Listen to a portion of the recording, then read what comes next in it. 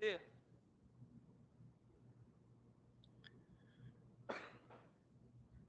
Well, good afternoon, everyone.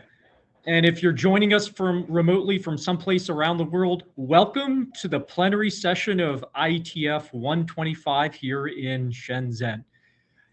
It's my pleasure to facilitate us this evening. My name is Roman Daniliu, and I'm chair of the IETF. Next slide, please. As a reminder, you've already agreed to a number of processes and kind of policies here at the IETF. This note well just highlights some, but not all of them, to include our guidelines for conduct, our intellectual property rights. It describes and has references to our standards process and our working group guidelines, in addition to things like our IETF privacy statement. If you have any questions about this, please do talk to a working group chair or an area director. Next slide, please.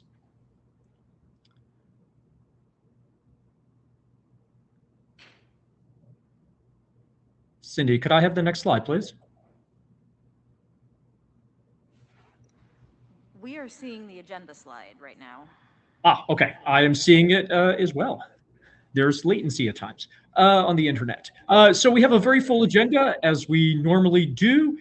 First, we're going to open with a greeting from our meeting host. Then we are going to have a series of reports from the leadership bodies and committees. Next slide. Then we're going to hear from the IETF Trust. And after that is going to be the IETF Administration LLC report. And we always have time at the end, forming the bulk of the meeting, open mic for the community to ask questions of the different leadership bodies. This year, this time we're meeting, the order is going to be the IAB, the IESG, and then the IETF LLC. Next slide, please. So before we get started, I wanted to give a huge thank you to not only those that work so tirelessly before the meeting kind of starts and kind of here on site, like the Secretariat, the Meet Echo team, the NOC team, and all of the LSA staff, but also acknowledge all the hard work of the people that help us be productive even once we arrive on site. A big thank you to the RFC production and the IANA that push the documents as far forward in the pipeline and do the code point assignments, as quickly kind of as possible. So when we arrive at the meeting, we're prepared to have discussions for the latest state. So I just wanted to again publicly kind of thank all of those individuals for their contribution. Please join me in welcoming them.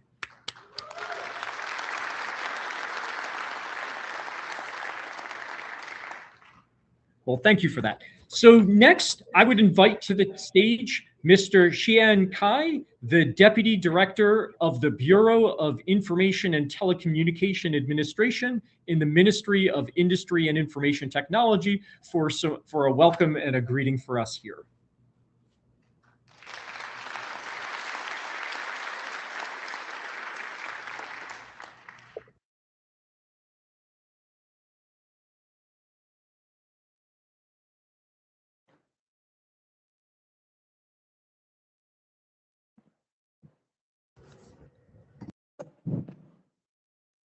尊敬的罗曼·丹伊里夫主席及戴利主任、女士们、先生们、朋友们，大家下午好。今天能与全球的互联网技术领域专家齐聚深圳，共同参加 IETF 第125届大会，我深感荣幸。首先，我谨代表工业和信息化部信息通讯管理局，向远道而来的各位嘉宾、各位朋友致以诚挚的欢迎，对大会的顺利召开送上热烈的祝贺，向长期以来关心和支持中国互联网发展的各国朋友表示衷心的感谢。作为互联网领域极具影响力的国际组织 ，IETF 自成立以来，在互联网核心协议、架构和技术标准制定等方面做出了不可替代的贡献，为全球互联网繁荣发展奠定了坚实的技术基础。我们对此表示高度赞赏。中国秉持开放、包容、合作共赢的精神，坚持科技开放合作，支持互联网技术社群深化国际交流，积极参与国际技术标准制定，网络基础设施互联互通，推动建设和平、安全、开放、合作、有序的网络空间，为维护可持续扩展和创新演进的全球互联网贡献力量。当前，互联网领域新技术层出不穷，人工智能等技术与互联网深度融合，既带来发展机遇，也提出新的挑战。我们期待以本次大会为契机，共同深入讨论互联网前沿技术的和创新理念，也期待本次大会能推动各方形成更多务实的合作成果，共筑全球互联网产业高质量发展。让我们携起手来，开拓创新，勇立潮头，共同构建网络空间命运共同体，让数字文明更好造福全球人民。最后，祝愿大家在深圳期间工作顺利，生活愉快。谢谢大家。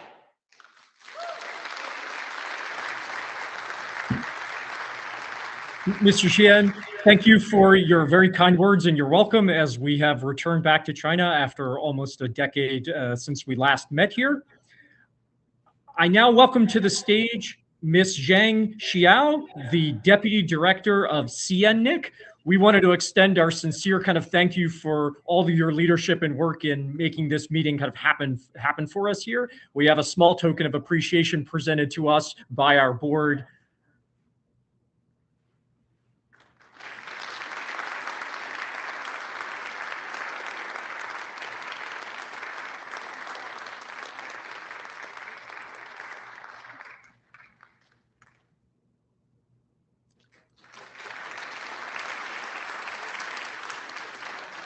Thank you so much for making this meeting happen for us. All right, so next slide. So we now are going to move into the portion of the agenda where the different leadership bodies are going to provide their reports. I am first from the perspective of the IESG. I tried to slim down the content we had here. I have a much more robust report. Please take, if you're interested in more details for what I'm going to talk about here, or additional facts and kind of figures and summaries since we last met, please do click on that link that says full report and you'll see there's additional information. It's been updated a few times since it was initially issued. So next slide, please. And actually, if you could just jump one more slide as well. We have had a very robust meeting here in Shenzhen, and I wanted to put this all in kind of context. We are assembling as the largest group on site, and that we've got gathered in at least 2 years, maybe a little more in the historical figures.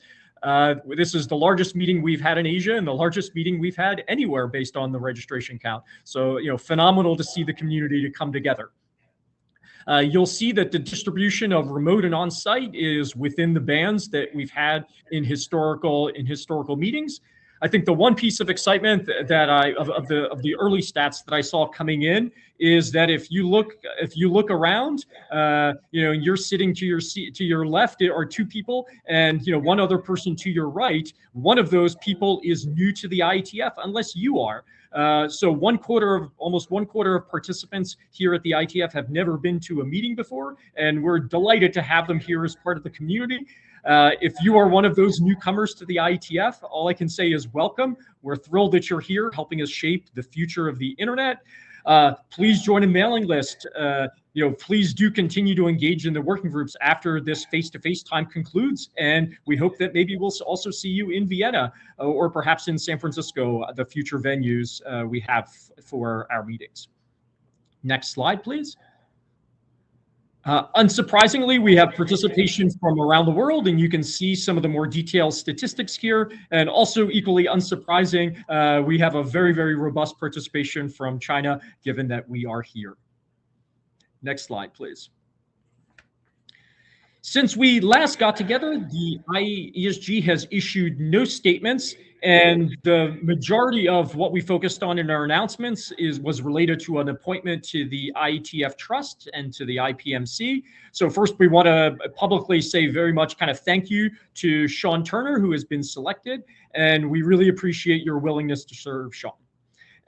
We also did an announcement for calling for volunteers for BCP 245 moderators, and I'm going to just talk about that a little bit later. Next slide, please.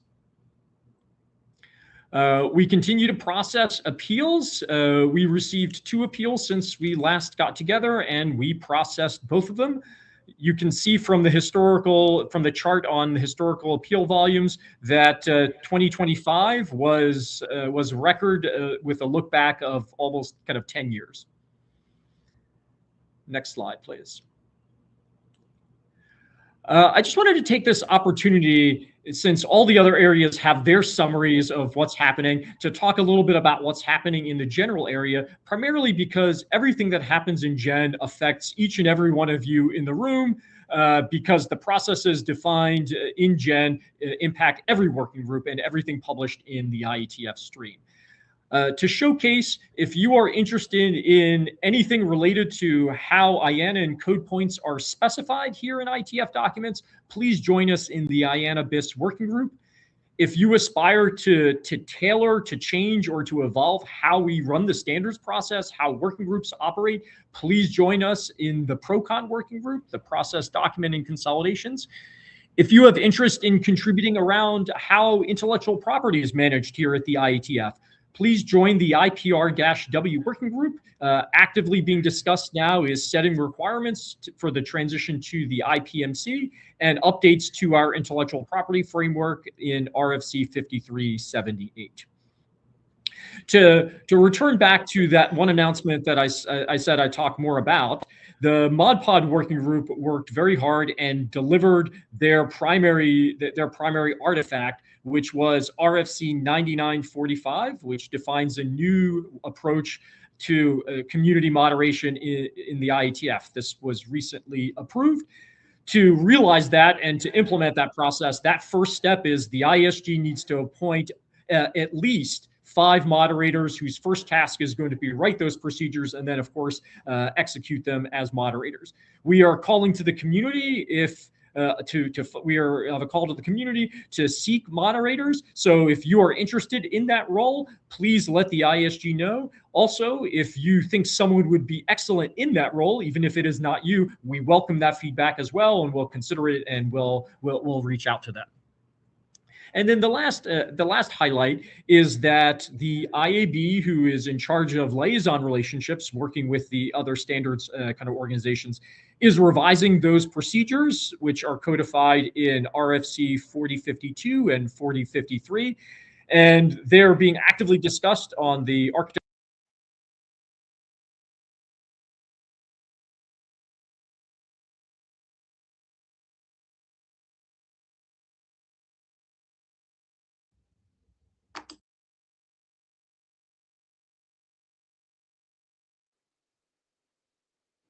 It appears we've lost Roman. If we could please stand by for 1 minute.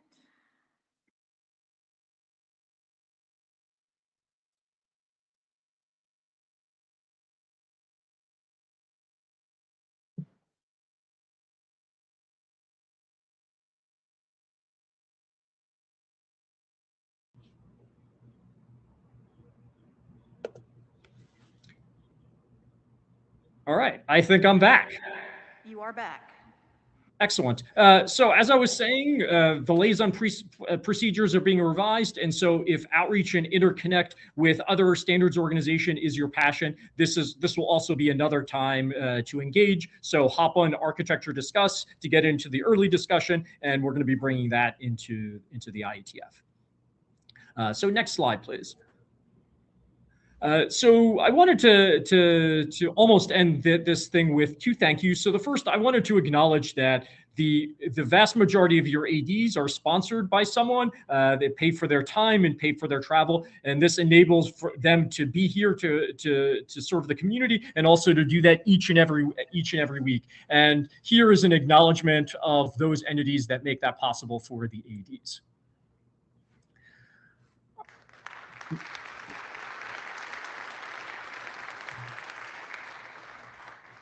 So next slide, please.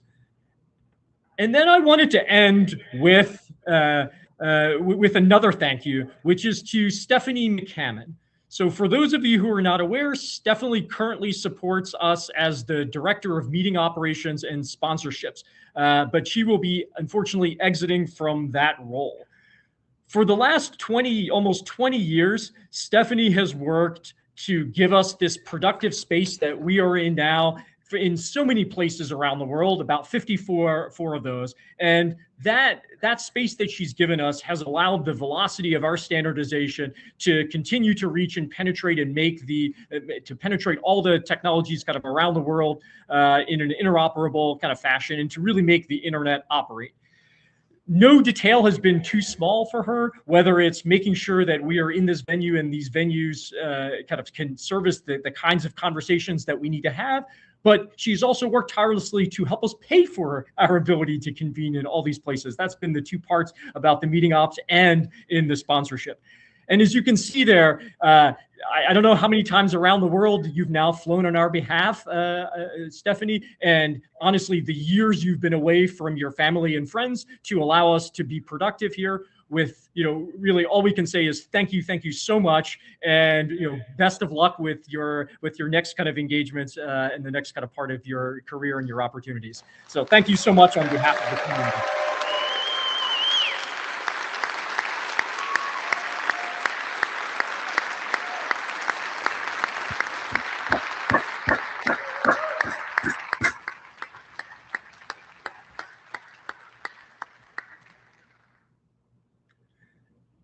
So next slide, please.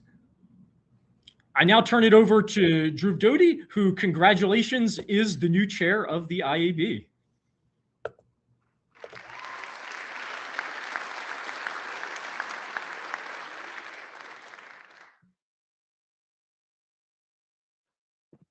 Hello, everyone. I'm Dhruv Dodi. I'm the incoming IAB chair. Next slide, please. Perfect. Yes. So we have the full IAB report, which you can find on our website, as well as on the IETF 125 proceedings. But this, we will keep it short and sweet. We did one workshop recently in December, which was on IP address geolocation. The initial report is out, and we had a good discussion in the IAB Open as well. So check it out, those videos, as well as the videos of the whole workshop. Everything is available on our IAB page and data tracker. We did a bunch of outreach activities. We were at the ICANN 85 last week in Mumbai, which went quite well. Warren and I were there. Warren was also at the Apricot and APNIC meeting in Jakarta, where we talked about what's happening at this IETF meeting and inviting more participants from the operator from the region to come to Shenzhen. As well as Roman was at WSIS +20 high-level UN meeting, where the outcome document was adopted by consensus, which is something we from the technical community and IAB has been participating at. Appeals, we responded to 3 appeals since the last IETF meeting. And with that, let me pass it on to Dirk, who will talk about IRTF.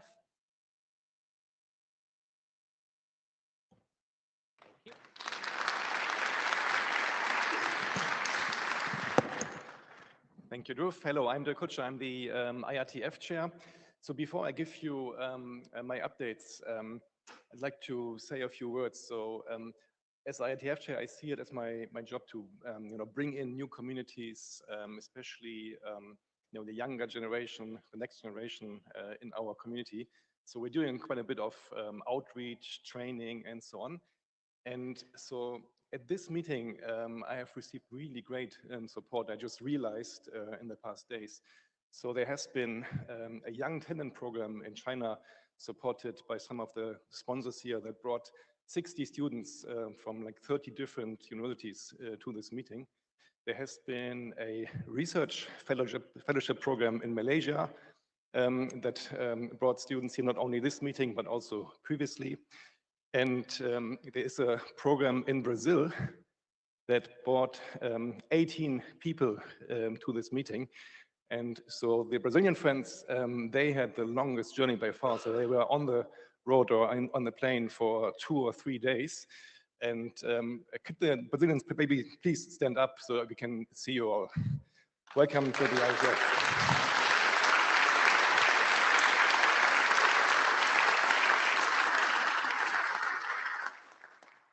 So they come all this way to engage with us, to meet the experts, to meet the leadership, and I really hope this will be worthwhile. Okay, so in the IRTF, we have 16 research groups at the moment, and 11 of them are meeting this week. So we still have meetings by Crypto Forum, RASP AG, and Network Management AG coming up in the next 2 days. Please check that out. Then we have the Applied Networking Research Workshop and the Applied Networking Research Prize.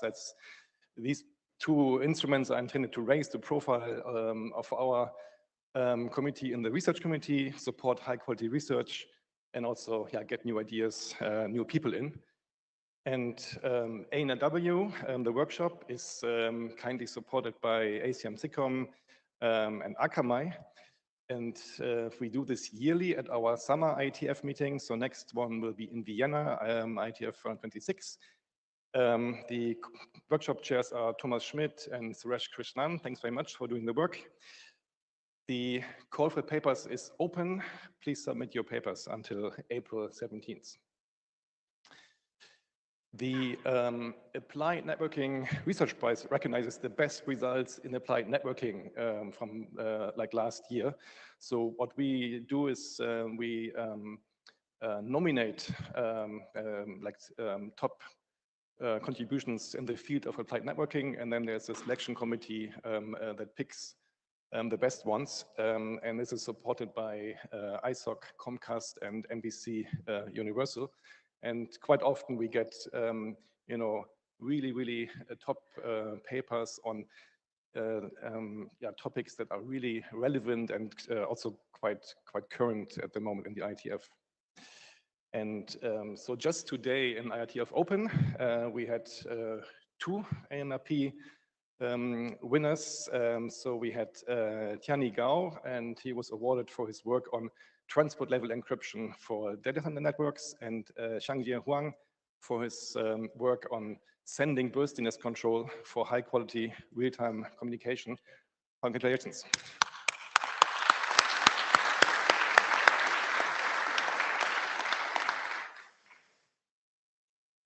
So this week we actually had 2 IRTF Open meetings, so one just before.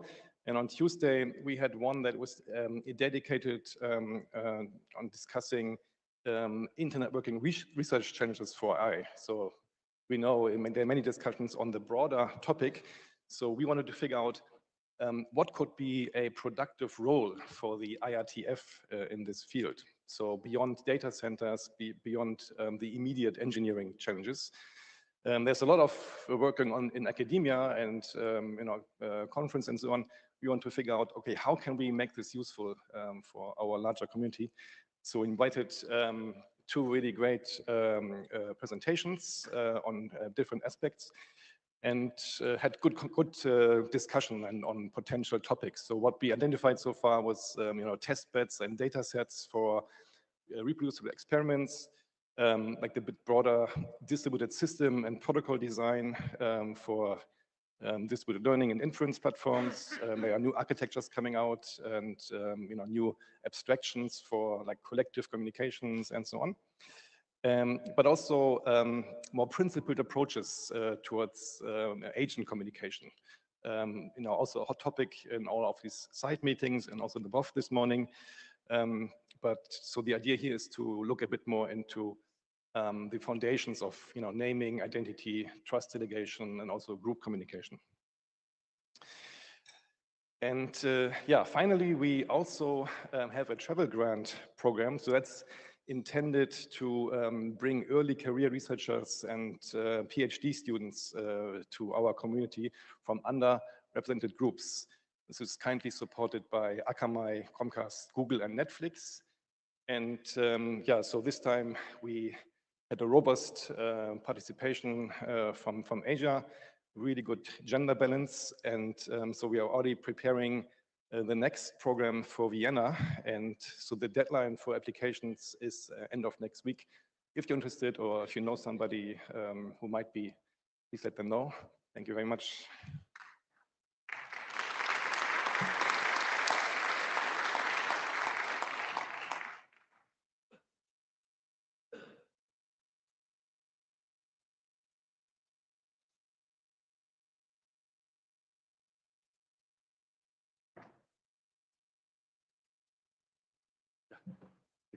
Thank you. So, thank you. So this is my last report as the IETF NomCom chair for this cycle. These were the people of the NomCom 25-26 cycle. The voting members, some of them are here, so please thank them if you see them in the hallway. I've seen one of my NomCom members in the Tokyo remote hub, so people in Tokyo, thank him also. And here are the non-voting members, the liaisons, and my advisor, Dejan.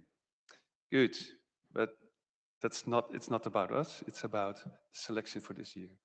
So we're very happy with the current selection. So we had one selection for the LLC board, one for the Trust, IETF Trust and IPMC, 6 selected candidates for the IAB, a 2-term period, and for this year, the IETF chair, and for the 6 areas candidates and assigned for the period of 2 years.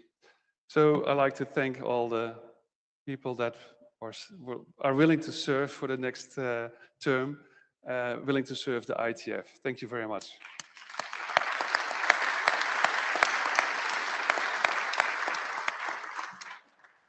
Good. One thing I want to mention is diversity, of course. That's something that's important to us, to our community, and also to the NomCom. We got a day training this year, like last year, about unconscious bias, etc. So that's important.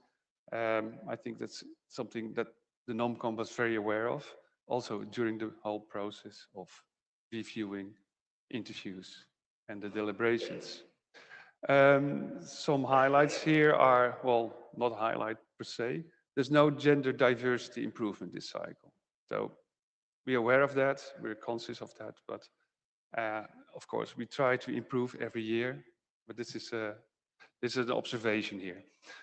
We improved on regional diversity, that's a good thing. So different voices, different perspectives are good for our community. So there's a constant improvement here, and we try to improve the process and the awareness of everything. I call it here the leadership pipeline, young people, new leadership, next generation leadership. And we also hear that from the community. In every review, all the reviews we receive, thank you, the IETF community, for your reviews, for your feedback on the nominees. It's important and stressed, think about the new generation, about the next generation leadership. So with the incumbents interviewing the nominees that are already in leadership position, the NomCom members always ask about thinking about your succession. And luckily, most of them think about it and are actually already mentoring candidates for, or nominees actually, for the next NomCom cycle. And of course, it's up to the NomCom in 1, 2, 3, 4 years to select the nominee. But it's good that we have nominees to select from. So thanks. Yeah, as I already said, we are aware of it.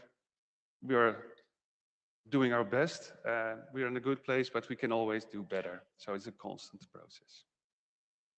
Another thing is, well, lessons learned. The first bullet point is the same as last year and as the year before. it's a good document, our RFC 8713, but they're in practical situations. It doesn't say anything about, well, new situations or things we haven't thought of. Well, there's one thing mentioned. The chair can, with the NomCom, always come up with a rule and with some voting and decide how to process an unaccepted or a not expected situation. So it worked. As in the same bullet point here, the NomCom process relies on the chair and on the oral tradition. And that worked also, and that's now a new point. I want to work on at least some basic documentation, how the things work.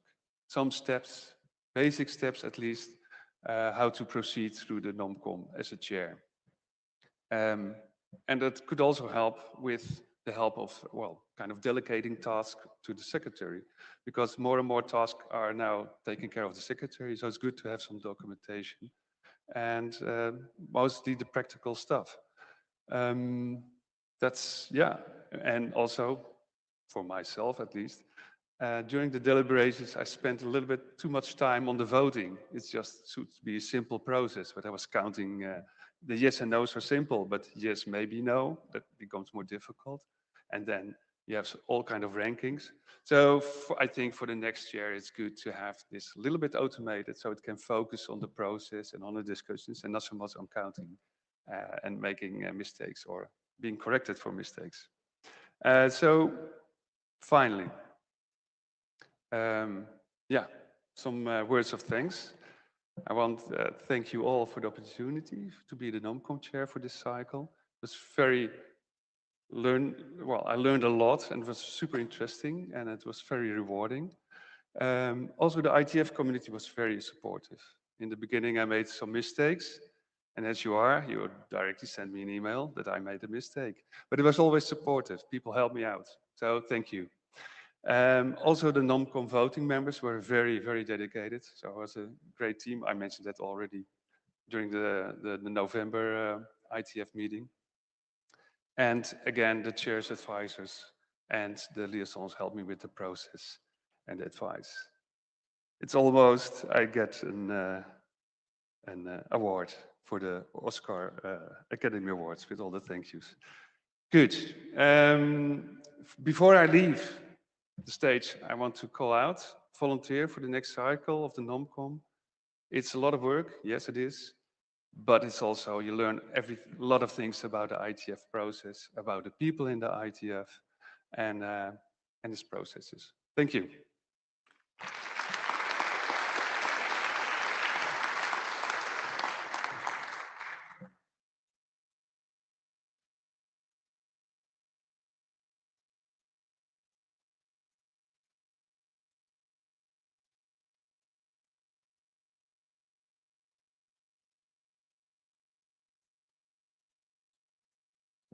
Ben is a little bit taller than I am. And I was on the NomCom, and I will echo, please do the NomCom. It's a really great experience. You learn so much, and you meet some great people. Anyways, I'm Glenn Dean, and I'm the outgoing chair of the IPMC Corporation and the IETF Trust.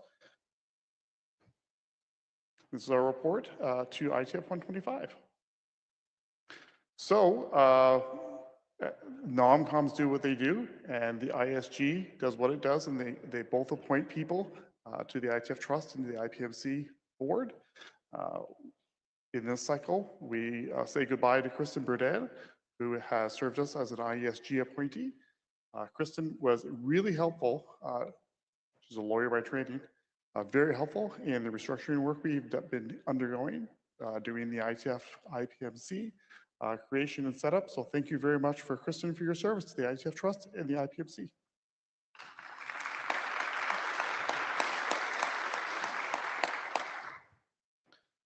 Then there's this guy. He's been around for quite a while, and one trivia bit about the IETF Trust and the IPMC roles is they are not term limited. Many of our roles at the IETF are term limited. We like people to stick around the IETF Trust to build up institutional knowledge and be able to really help the organization. That doesn't mean you stick around forever. And this guy is leaving after sticking around for a little while. So I've had a lot of fun. I've learned a lot of stuff.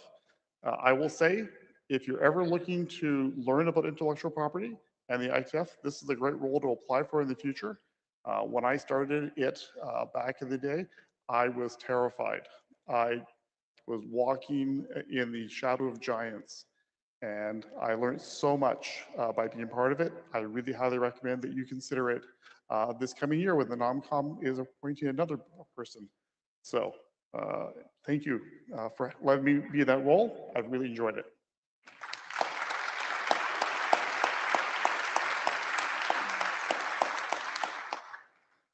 So we have a new set of directors for the IETF IPMC. A couple of them are carrying over, but we've got two new ones. Lars Egert is coming in, as is Sean Turner. And we've also gone through a cycle of selecting the next president and the other officers. So I'd like to announce that Wendy Seltzer has taken on the role of IPMC president.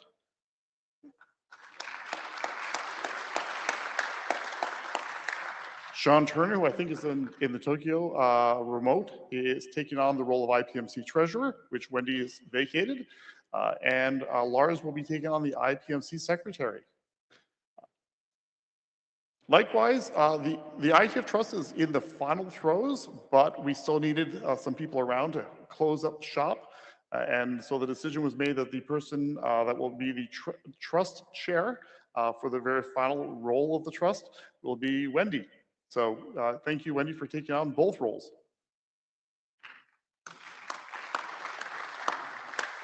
All right, so that's the in and the out stuff. Let's talk about what we've been doing. So we like to give a report, and usually these numbers are zero because trust is set up to be very boring, and when everything's perfect, it is very boring.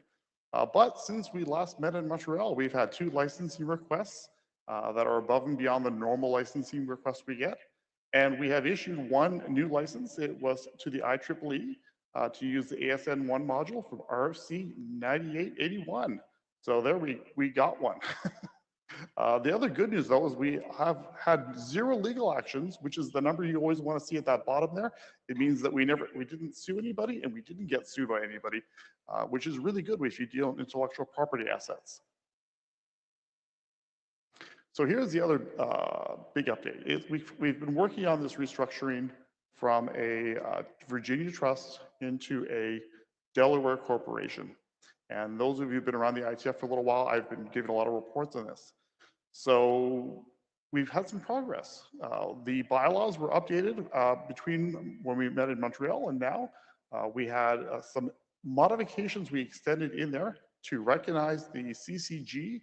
This is part of the community agreement that we took on when we took on the IANA assets back in 2016. And we updated the IPMC bylaws to recognize the CCG's role with relation to the IANA assets. So this formally connects that group with the bylaws that the IPMC operates under. And that was out for a 60-day review, and all of you gave us comments. We took them into account, and then in December, we actually voted to adopt them. And those are on the IPMC website at that URL. This one's big. We've been working for a couple of years now to get this transition done. Last Monday, a week ago Monday, I signed the agreement that formally transferred all of the IETF intellectual property assets from the IETF Trust into the IPMC Corporation. The IPMC is now doing the work of managing the IP, except for patents, because the IPMC does not do patents, for the IETF. And that is a major milestone. So hold your applause on that one because there's something coming up for that one. But I think this is a major moment. It's something we've been working to for years, and I'm super happy that we finally got there. We're not fully done yet, though. The IANA IP, which is trademarks and domain names related to the IANA function, is still in process because we need some signatures. There's agreements that establish the role of the IETF Trust with relation to the IANA, and there's a set of signatures out there for the agreements on those things to transfer those agreements from the IETF Trust to the IPMC. So I've done my signature before I no longer was the chair. I know that Jay has done a signature on the behalf of the IEB IETF, If you're one of the people who were waiting for signatures on, sign the document so we can get that thing done. And some final things. Roman mentioned that there's a draft out there to update the IETF's documentation, because if you look at the IETF documentation, it's got the word IETF Trust all over the place. We have a draft out there to update the documentation to recognize the IETF IPMC as the successor to that. So that draft's out there and is active. I saw that URL for the IPR WG email list. And finally, the trust legal provisions, which are now becoming the technical legal provisions, so we can keep that same acronym, are being updated to essentially update the text in there to say that the IPMC is now the party holding the assets for the IETF. One of the changes, there's no legal changes to that document. We're same terms. If your lawyers have approved it and like it, they're remaining consistent. Two changes though, since that draft or that document was first written, version 5, the editorial stream got created, and so we're officially recognizing it in the next version. That's just sort of a thing. And the other thing is the independent stream. There's some updates we've been requested by the independent stream editor to make around derivative works, and so there'll be a separate document now published, especially for the independent stream. And they'll be published for comment for a 30-day period for you to get your voice in. So here's the thing I wanted to recognize. You know, we've done the outgoing for myself and for Kristen, but I think we should also do an outgoing for the IETF Trust.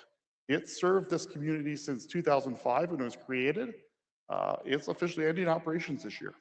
It's got literally at this point, I think about $1,200 in the bank, and it has a handful of DNS domains that are part of the IANA work. That's it. And so once those agreements are signed, those things are transferred over, and it does its final tax filings, it's done. So I really did want to have a hand for the IETF Trust because it has made this, what is the IETF, functional, and it's done it for 21 years. That's quite a service to this community. And I wanted to recognize all the people during that 21 years who have served as IETF trustees. This is an unpaid job. They're all volunteers. They've done a tremendous amount of work for this community. And a lot of people don't even know what they do. So which is good because it means they didn't get sued, because no drama, no excitement. But anyways, for the IETF Trust and for all the people volunteer, could I please have a round of applause?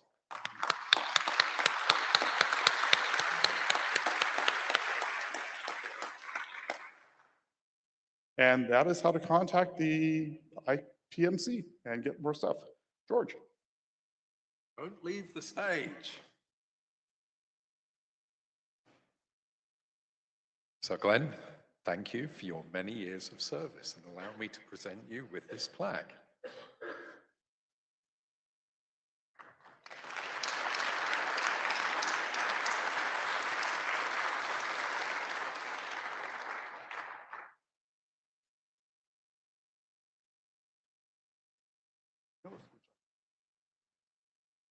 You can't have it.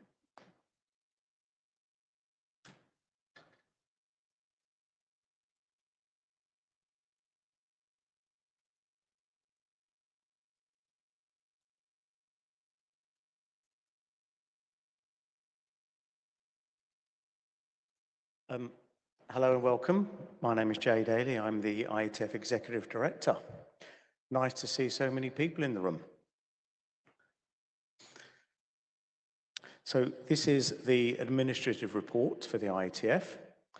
And I'll start by thanking our IETF 125 host, CN Nick, and our co-host, Tsinghua University, the Internet Society of China, CCSA, and the Computer Network Information Center of the Chinese Academy of Sciences. Thank you very much.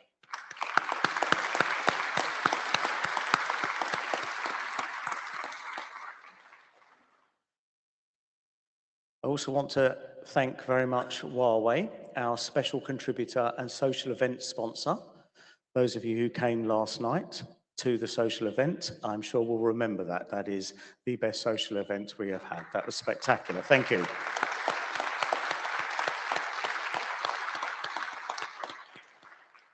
And And then thank you very much to the welcome reception sponsor ZTE, to our local sponsor APNIC, and our local supporters Coremail. Thank you.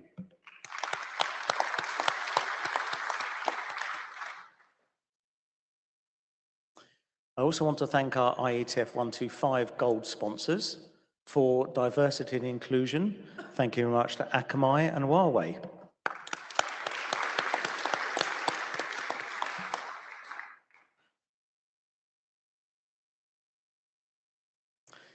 And thank you to all of our bronze sponsors for IETF 125. We have Comcast and ICANN for diversity and inclusion. We have ZTE for sustainability, ICANN and CNNIC for running code, and DENIC and Nominet for the open internet. Thank you all very much.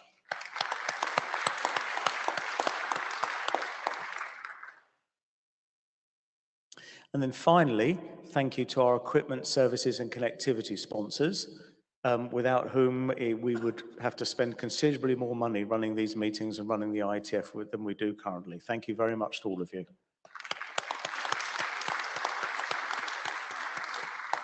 I should particularly like to note China Mobile and China Unicom, who have helped very much with this conference. We have staff on site helping us out with our Wi-Fi, which is really going above and beyond. Thank you very much for that.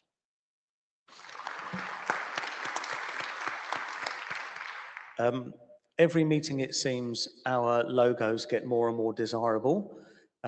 So once again, I'm happy to tell you you can get our swag from the online store. And we are taking very seriously the suggestions that we should start selling more advanced swag here at the meeting, particularly for those people who go running, such as our current ITF chair.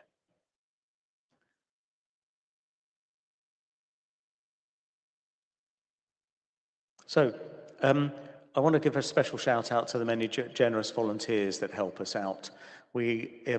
In building the IETF tools and in running the IETF NOC, we rely on multiple people who give their time freely to help that work. So thank you very much to all of those people.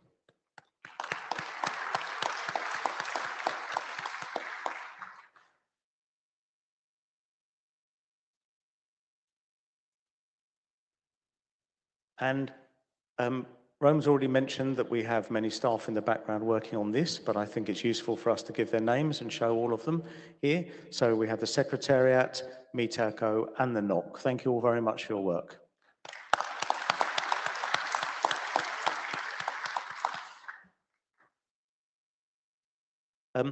Here at IETF 125, we only have a subset of the IETF staff.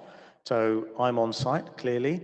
I also have Greg with me and 3 of our senior developers. They are staffing the tools help desk, so please reach out to them at any point if you'd like to see them. We also have the RPC staff at IETF 125. Alana, Alice and Sandy are here. They are also staffing a desk, so if you have any questions about RFCs or the editing process, please go and speak to them. And we have the full secretariat on site as well. So this is a simple diagram of the current structure there. So look out for the green tops they're wearing. If you need any support, see them. If you want to speak about anything particular, then please speak to them as well. So finally, on the thank you to our global hosts. Our global hosts are the ones that make the multi-year commitment to the IETF and enable us to have the long-term stability for our funding that we really need. Thank you very much.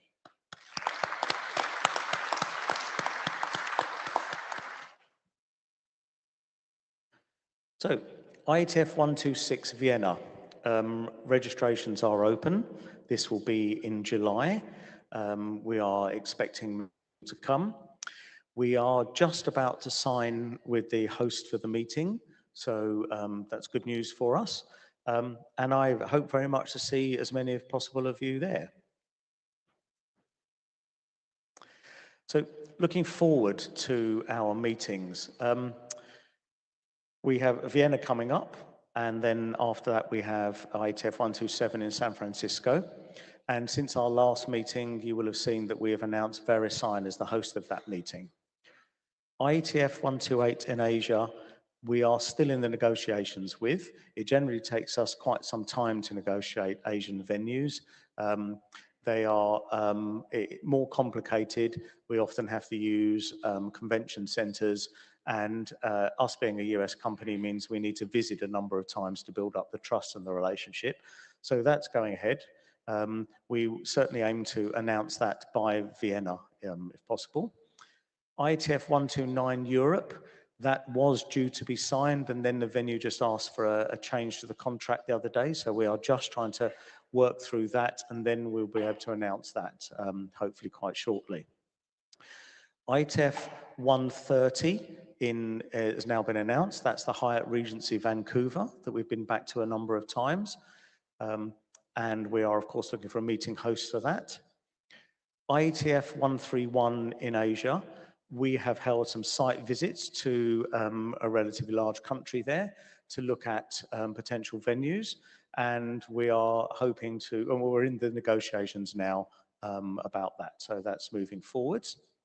IETF 132 Europe is a little bit in the back burner while we sort the others out. And IETF 133 is not on here, North America, but we are currently exploring an exploratory meeting in South America for that. Okay? So that's where we currently are with our meetings booking. We're a little bit behind, but we have so many of them quite close that we'll catch up quickly, and then we'll be a bit ahead, I think, by the end of this year on meeting bookings.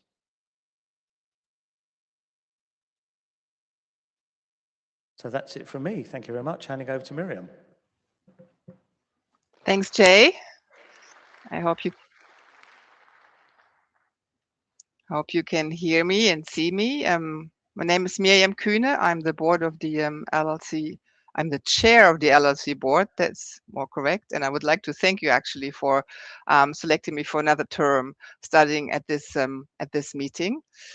I think Cindy is gonna control my slides, so please go on to the next slide. Yes, this is the full board. You can see here, Gonzalo and George are there with you in person.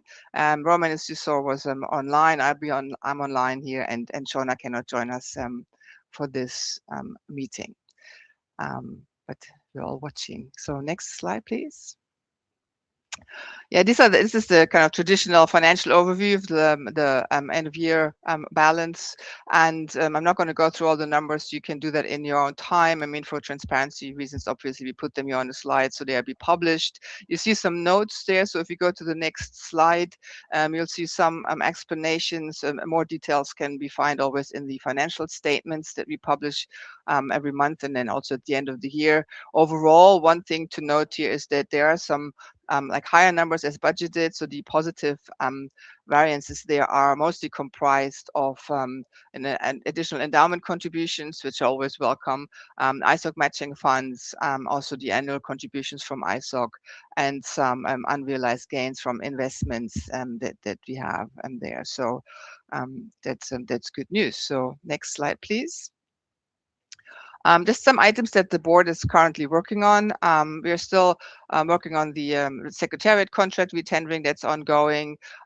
We've published the 2026 budget after community consultations. So that's out on the website. As you've seen, we've piloted the remote room. We piloted this like new feature with remote rooms for ITF meetings, and I've seen the remote room join a couple of sessions. It seems to work really well. And so, well, thanks mostly to LLC staff and there, Greg Wood, I think, took the lead for making this possible. And we're going to evaluate the experiences with this after the meeting and see how we can move forward with that. And we're also having our annual retreat in April, the board retreat. We're preparing for that to look at like future planning, for the strategy, risk register, and other plans that we're doing kind of on an annual basis. One thing that's not on here, but it's certainly also on our mind, are is a meeting network and the meeting locations. And I want to stress that I really appreciate the feedback provided so far on the various lists, specifically also on meeting networks, and we're looking forward to get more guidance from you on that as well. I know there's a draft currently out on the security requirements for the IETF network that will be discussed tomorrow, I believe, in Gen Dispatch, and then I will see where that goes after that. And so, yeah, please watch that space and contribute to that work. The next slide, please. You can also contribute to our work by participating in our board meetings. We have a monthly board meeting. Here are the dates. They are also on the website. And Michelle, as secretary, she always sends out announcements for the board meetings. So they're open to observers, at least partially part of the meetings. We also have some closed sessions with staff and Jay. But yes, please join us for these board meetings if you have any questions or contributions to our work.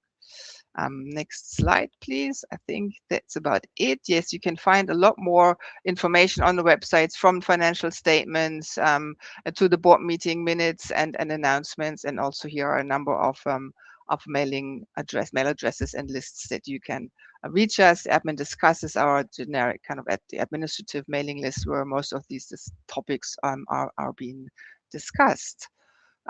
So I think that's it for now. Thank you for listening.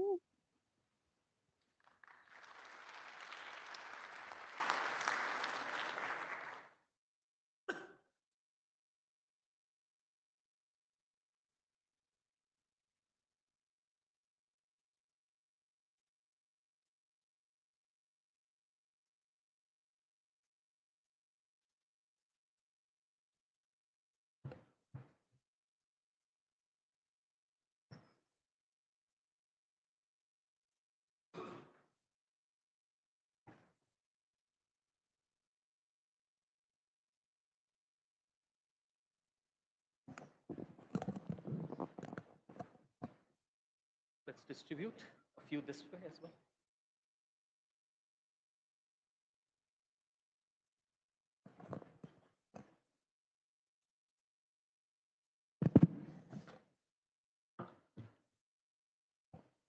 Well, let's start with thanking the outgoing IIB members. It almost feels like a milestone. We are losing 3 members who have been there for a while.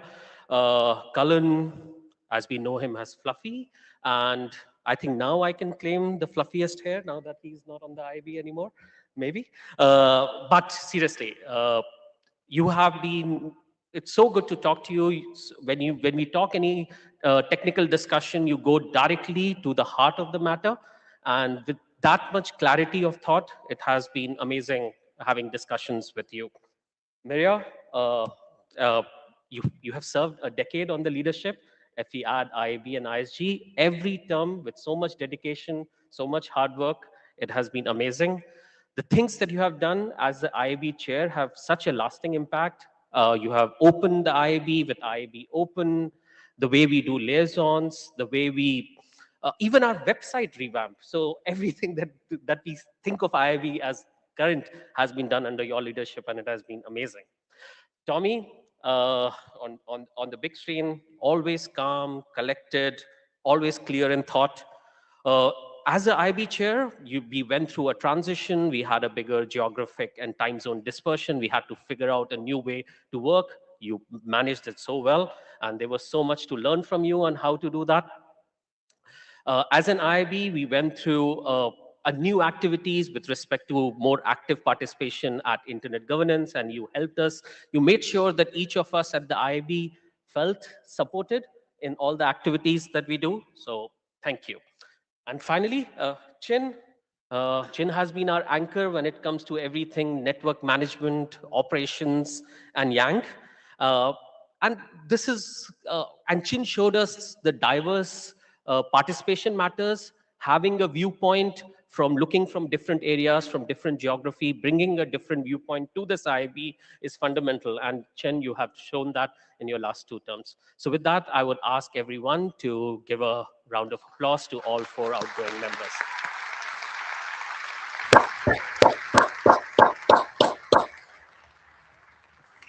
For the two outgoing members who are here, we can use a photo opportunity. Maria, can I invite you, please?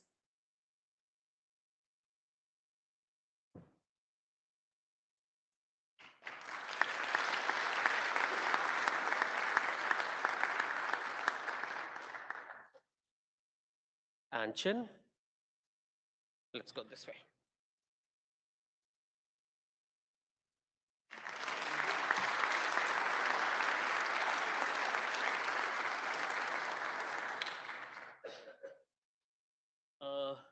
We won't have the photo opportunity for Tommy and Kalan, but I think maybe somebody can make an AI generated one.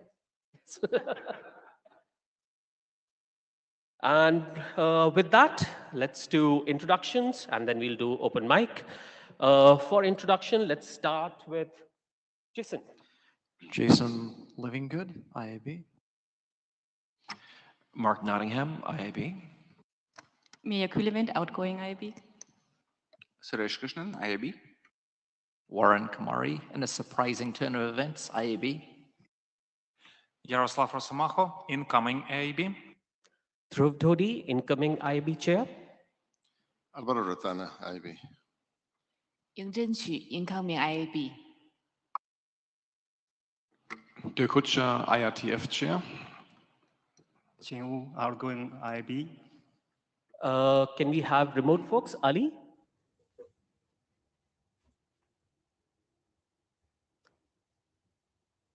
Ali? Is Ali on screen? Can't see from. Oh, yes. Sorry. You can hear me now? Yes. Hello, this is Ali Began, incoming IAB. Thank you. Kalan? Fluffy, outgoing. Glad that the fluffiness is remaining on the IAB. Thank you. Do we have Jenna or I don't see Jenna maybe. Matthew? Yeah, hi, Matthew Bocci, IAB. Nick? Nick Sullivan, incoming IAB. And Roman, how come we are missing you?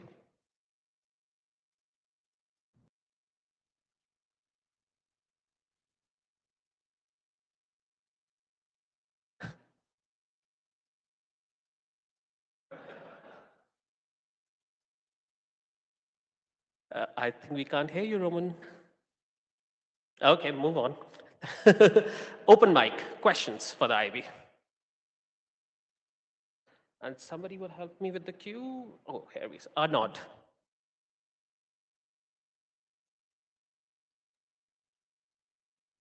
Right, so congratulations to the new IABs and thank you for those that are leaving. And so I have a couple of points. The first one is to say that I really appreciate the progress done by IAB, especially on the liaison. I think Mirya and Suresh are working on that one, and I think this is really good. I have a few things that have emerged. The first one is speaking about liaison. I observe for certain areas the need to improve the collaboration framework. Liaisons are good, but they are just one part of the equation. We have seen in some areas like DM between IETF and SG17, we started to have leadership that started to speak to each other, and I must say thank you to Jim Reed. I don't know where Jim is, but he was the one who pushed us here to do that, and that was good. However, it's only this week I realized the difficulty to get people to work with each other. And not that people don't want, in fact, but people don't know. And not only don't know, but even I don't know. And I don't know how we are going to do it in terms of process, tools, etc. So that's probably something we should explore. The second thing is that I was approached with a lot of questions after my side meeting. I would love the idea to be able to present what me or other groups are doing to the IAB so that we can really intimately understand together how we work and what could be tangible actions we could do together. Then the next point is about opportunities. There is going to be on the ITU side a plenipotentiary that's supposed to be in Doha. So we'll see what happens, but that's a big opportunity for revising resolutions. And I want to come back on the workshop on child online protection that the IAB promoted. Now there is the window is slightly opened to make a change in this resolution. If you have some desires based on what you are doing now is the moment. It never happened in years. And we managed to unlock the doors at member state level. So now they know that they're going to modify it. So if you want to seize this opportunity, do it. The last point is about AI. Okay? So here, the frustration are the friction of 3 IETF meetings, that each of them had side meetings, that took away hundreds of people out of the mainstream. So I can understand Madrid, okay. Montreal, now again. In fact, this week, we did the first official meeting with the both catalysts on agentic AI. So the problem is timing. And so if you move your brain until what's going to happen next, and you consider a number of risks, including for San Francisco in November, that tells us that we have a problem to bootstrap ourselves there. I am doing on my side 3 meetings, 1 plenary and 1 content week from now until next July. So it's an offer. I can offer a platform for anybody to discuss the things we could not discuss in the side meetings. Size it, because this will give you input to prepare the July meeting in Vienna. We must have something in concrete in Vienna, because if San Francisco is risky, that's the only moment we can do something. So we better organize ourselves and do our act together to say exactly what we do in Vienna, and I will bring all the input you need. Let's make it happen. So I know it was a lot of things. You don't need to answer now, but these are things we can do offline later. Yeah. Thank you, Arnaud. Let me tackle just a few points very quickly. We'll not go in depth for all of them.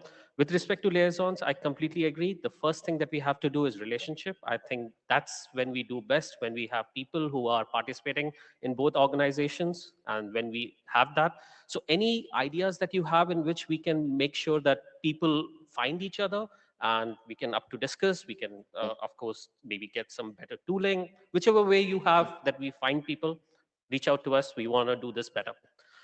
With AI, the last question, I think I'll leave that to ISG. From the IAB side, I think we are watching. We help during the BOF preparation with Catalyst, with other things. So we are watching, but that question specifically with side meeting and everything, it's for the ISG. So hold on to that. Remind me what were the 2 other questions? Resolution. Yes, for ITU PP. So thanks for bringing it up. We have plans to participate.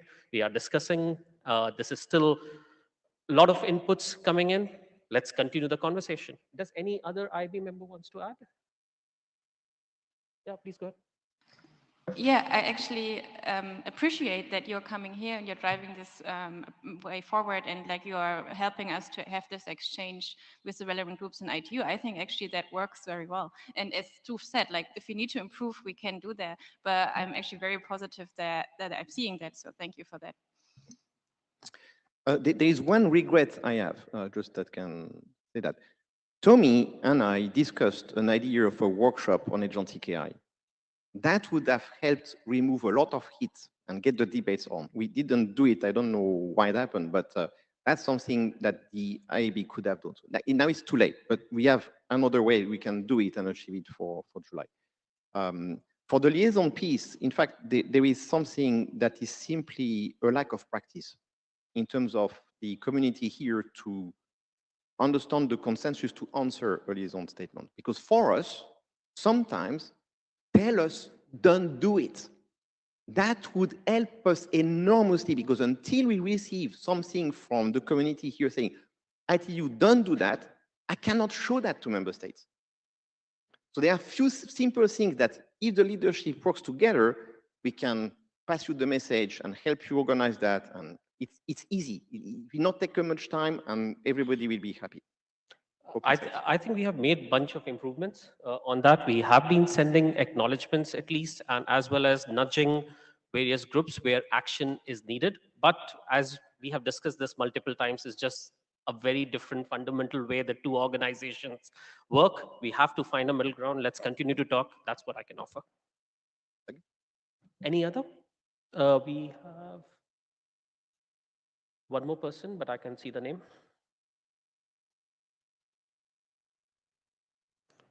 Andrew.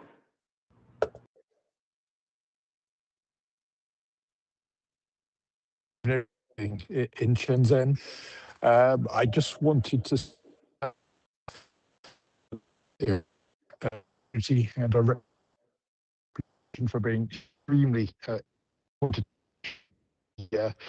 members for their work over the last 2-3 years on outreach. It has made a difference and it has shifted the reputation of the community significantly in other bodies. So thank you for doing that, and please continue.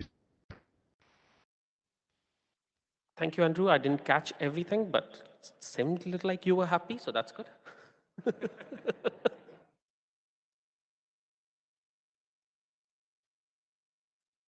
Anyone else? Otherwise, going once, going twice, and ISG.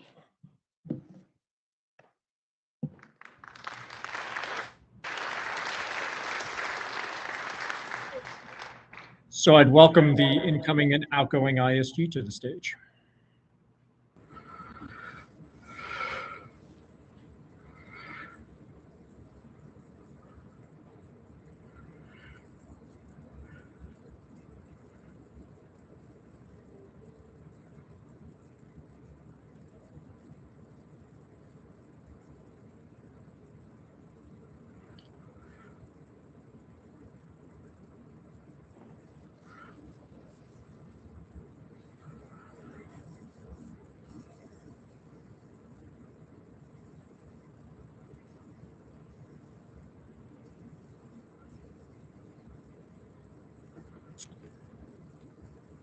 All right. As we've heard in some of the other leadership bodies, now is the time in March where we have the leadership turnover. And here in the ISG, we have 3 outgoing members that I've had the distinct pleasure of serving with. First, Eric Klein is our outgoing Internet Area Director who has served 3 terms. You know, Eric, it's been a pleasure to serve with you because you've had a ruthless practicality on the ISG. You've helped us through some tough deliberations, and whether you know it or not, you've implicitly defined how we productively use meeting time, which is the metric of, is this topic worth waking up the US West Coast and keeping Europe up to have on the agenda? And this other kind of approach, practical approach, got us great working groups that had a fundamentally different kind of arrangement, like BPF, where we merged the open source kind of community activities with the strengths of what the IETF works on. The ISG is going to kind of miss you and how you've kept us really focused. So thank you for your service. And we are virtually giving you a plaque, and we will send one in the mail to you. Next up is Ori Steele, who is the outgoing Application and Real-Time Director who served 1 term. Ori, you're in a sense the triple threat. You masqueraded as the Art AD, but you were also the Shadow Sec and Wit AD with your deep knowledge of application kind of stacks. This really helped us with all sorts of different work that I think everyone would agree we have at the intersection of those kind of 3 areas, which is why we even have a consolidated dispatch session. The ISG is also going to miss your extensive knowledge about what's happening in other SDOs and in the open source community. So Ori, really, thank you so much for your service. And last up is Paul Wooters, who is the outgoing Security Area Director. He served 2 terms. So I can do this a lot of different ways, but Paul, first up, I want to say kind of thank you for being a colleague and a great sounding board. It takes two to run a SEC area, so being a SEC area AD with you was great because you pushed us in the area to think differently about how to manage the area. How we did it before is not necessarily how we should do it in the future. So kind of first, thank you for that. I also wanted to mention like your community, your outlook on ensuring that the community is welcoming. We think about newcomers in our processes and procedures has also really pushed us forward to getting a broader perspective on all the work that's happening. And in terms of meeting efficiency in the ISG, you may have actually left the largest legacy, which puts us in a bit of a problem right now. I suspect that the ISG productivity is going to take a hit because we may have to drop our standards on acceptable caffeine and coffee that you kept at a very high standard, which very much helped us get things done. So thank you for that. And in all seriousness, thank you very much for your service as well, Paul. Thank you to all of you outgoing ADs.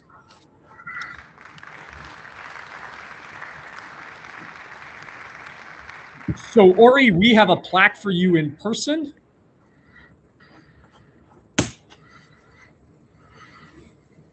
And Paul, we will mail something to you as well.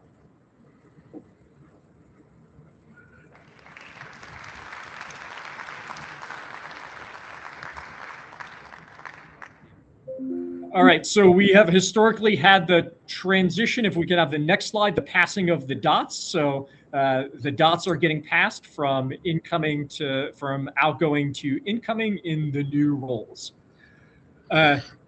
We have a hybrid, of course, as you can see kind of on the stage. So we're going to do introductions in the order that they appear on the screen. And Charles, you're going to get us started. Okay, hi everyone. I'm Charles Eckel, incoming Art AD.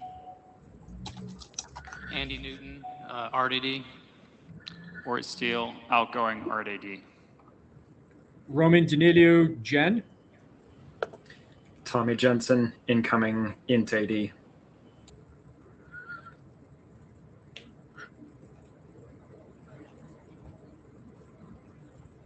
Eric, your turn. Oh, I'm going Int AD.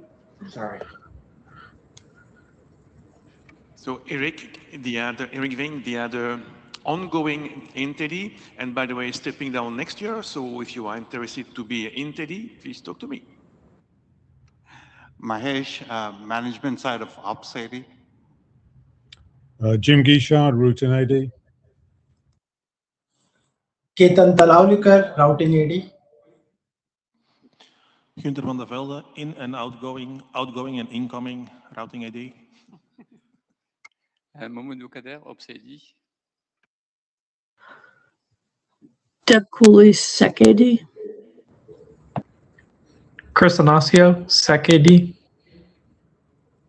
Paul Walters, outgoing Sec AD. Dhruv Dhodi, incoming IAB Chair. Mike Bishop with AD. Gori Fairhurst, renewing AD for WIT.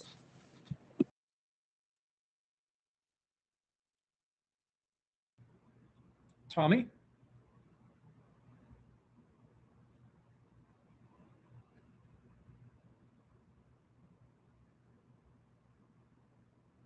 Tommy didn't have a chance to turn on his video, so Tommy Pauly is the outgoing IAB chair. And things should be more streamlined after the turnover. We're going to be down to only one Tommy and one Eric. Okay, so the mic line is open. Questions for the IESG?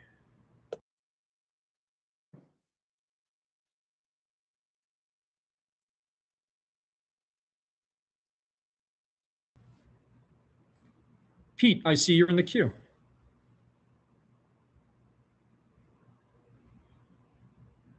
No one wants to be first. I'll be first. Hopefully a straightforward one, although it might involve the IAB as well.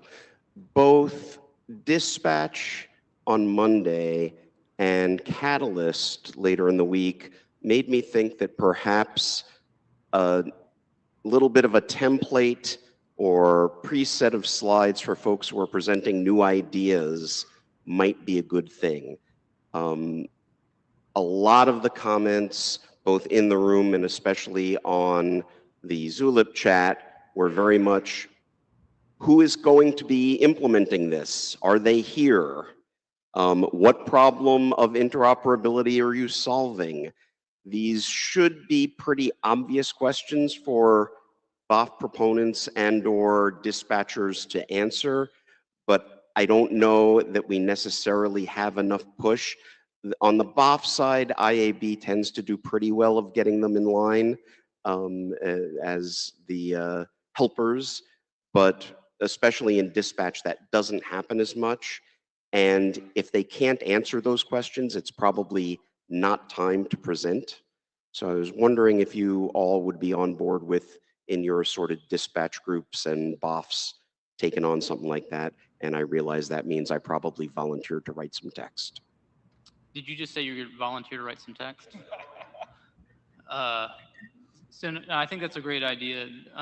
It's my understanding that the dispatch chairs do give a template to the presenters, and they ask them to follow that template. But I agree that we probably do need another type of a form or something like that to fill out. So we should take that and try to work on it.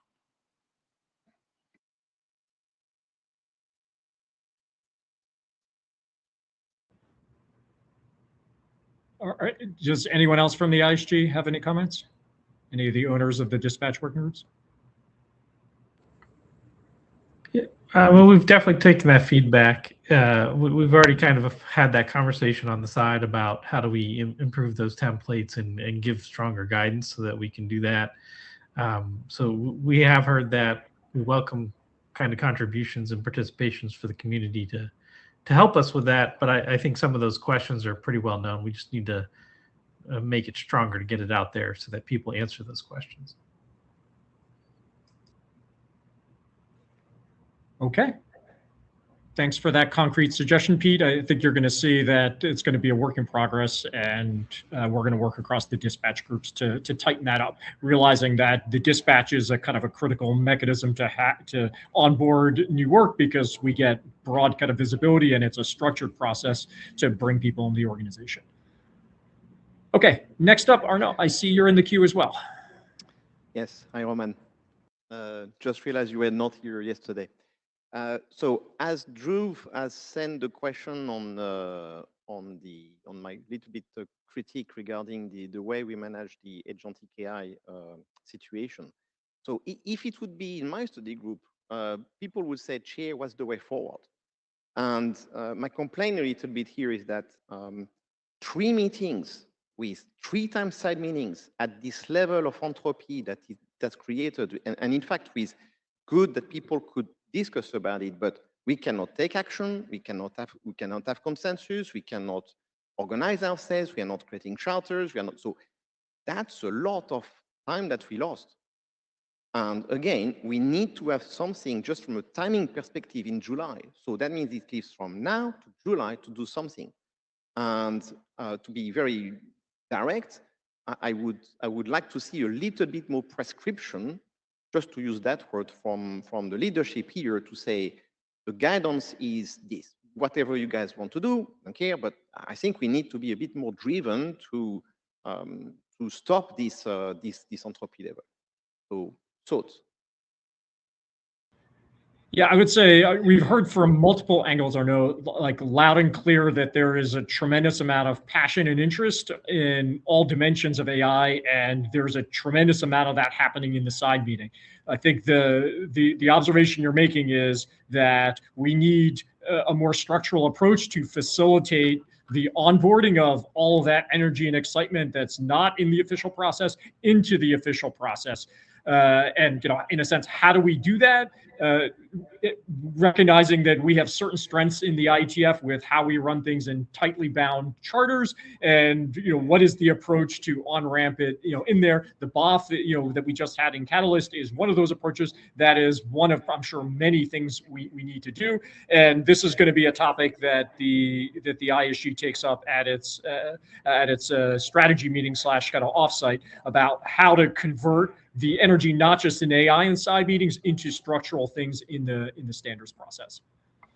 Hey, Roman, I just wanted to make one other comment on the subject of meeting, between IETFs. We do have the capacity to do virtual interim BOFs. It's a relatively new procedure. I've only seen one of them before, but Francesca, previous ART AD, helped set that up. So if that's something that your communities or groups that have been meeting in side meetings would like to make use of, I volunteer my two fellow ART ADs to take your requests. But I do think meeting between meetings is something that we should definitely be considering given the level of interest. Thanks. Thanks, sorry. So I cannot do that for you. I mean, I don't know enough what's possible, but that's certainly a possibility. Just as a point of benchmark, and I know I have a life which is a bit more complicated here because of member states. So we had the first meeting on agentic AI this week, thanks to Adrian and the team on the Catalyst. Great job. That's step one. For me, step one started December 24. So in 15 months, I am where I am, but it took me 15 months of work to get consensus, alignments, understanding, creation, restructuring. So just think about the time it takes to get there. And time is evaporating. The industry is burning billions of frictions at the moment.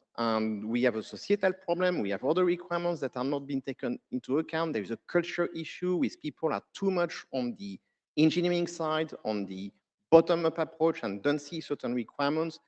So we have a lot of things to do. And please consider as well other SDOs working in this space so that we can accelerate each other. That's my message. Thank you.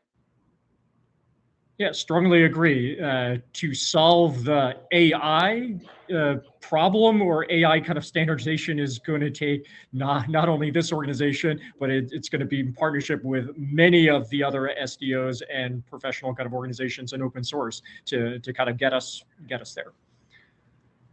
Okay, thank you. So Aijen, you're next in the queue.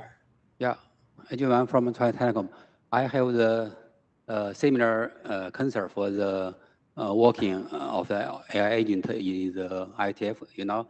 In this meeting, there are about over 16 side meetings related to the AI agent, and I think many of them many of them content is overlapped. So I think it is necessary to determine quickly how we put forward this work in one more formal manners. Okay.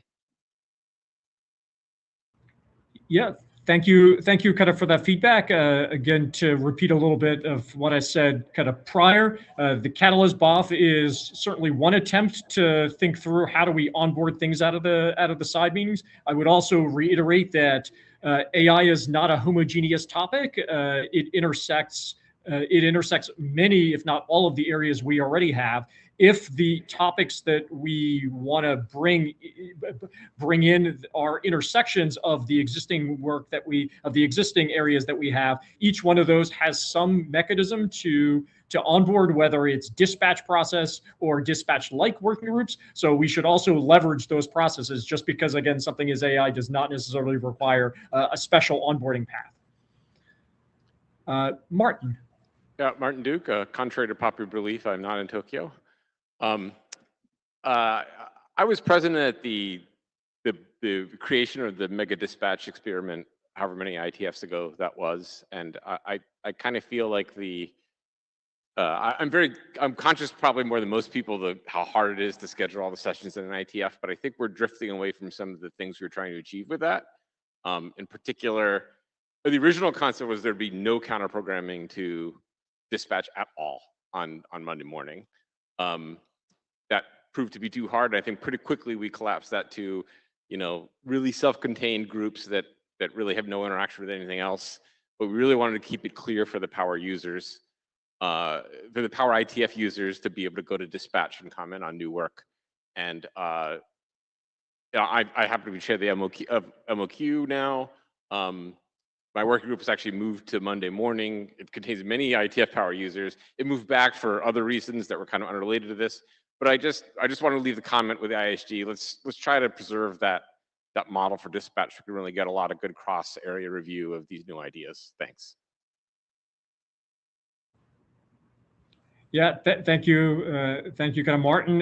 Where we ended up based on the large dispatch kind of experiment that you were intimately involved in is that the community did not want to glom all the areas kind of together. So we, of course, have ended up with a federated approach where certain areas are teaming up together, like SEC, WIT, and ART, but the other areas are distinct. So we're doing our best to schedule to the degree possible for that deconfliction. Okay, next up, Roberta, you're next in the queue. Hi, I have a question related to maybe foundational knowledge for some of the issues that we have with AI.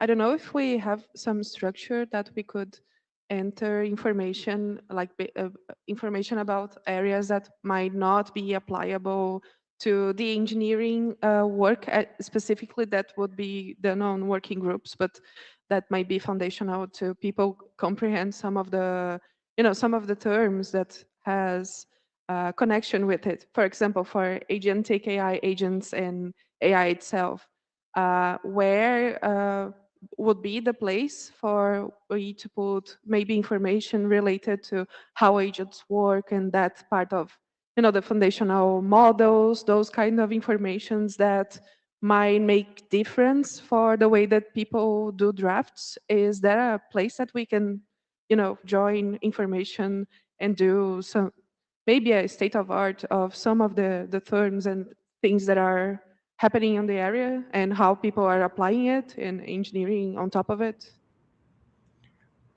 I don't pretend to understand all the dimensions of the information that you want to capture, but if you're asking for what would be an organizational kind of mechanism to capture things that you think are cross-cutting and have that as a durable artifact that you can trade and ship into different forums inside the IETF, I think the answer would be to produce an ID, an internet draft, and kind of write that down and update it periodically. And so you would have the basis of bringing this to multiple discussions in the organization.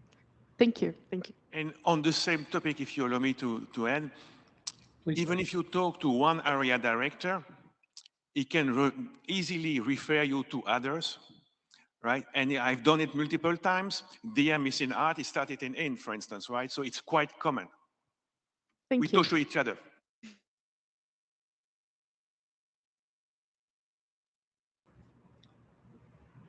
All right, so I'm seeing the queue line empty. Would anyone else like to jump in the queue to pose a question or make a comment?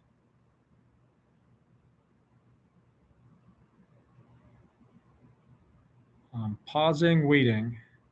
James.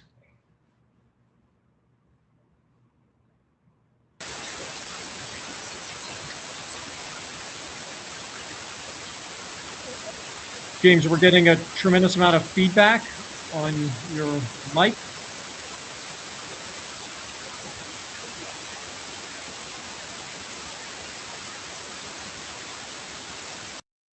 I think we have a hot mic. James, okay, you have dropped. Okay, any other questions? Okay, in that case, ISG, thank you, and we'll move to the next of our open mics.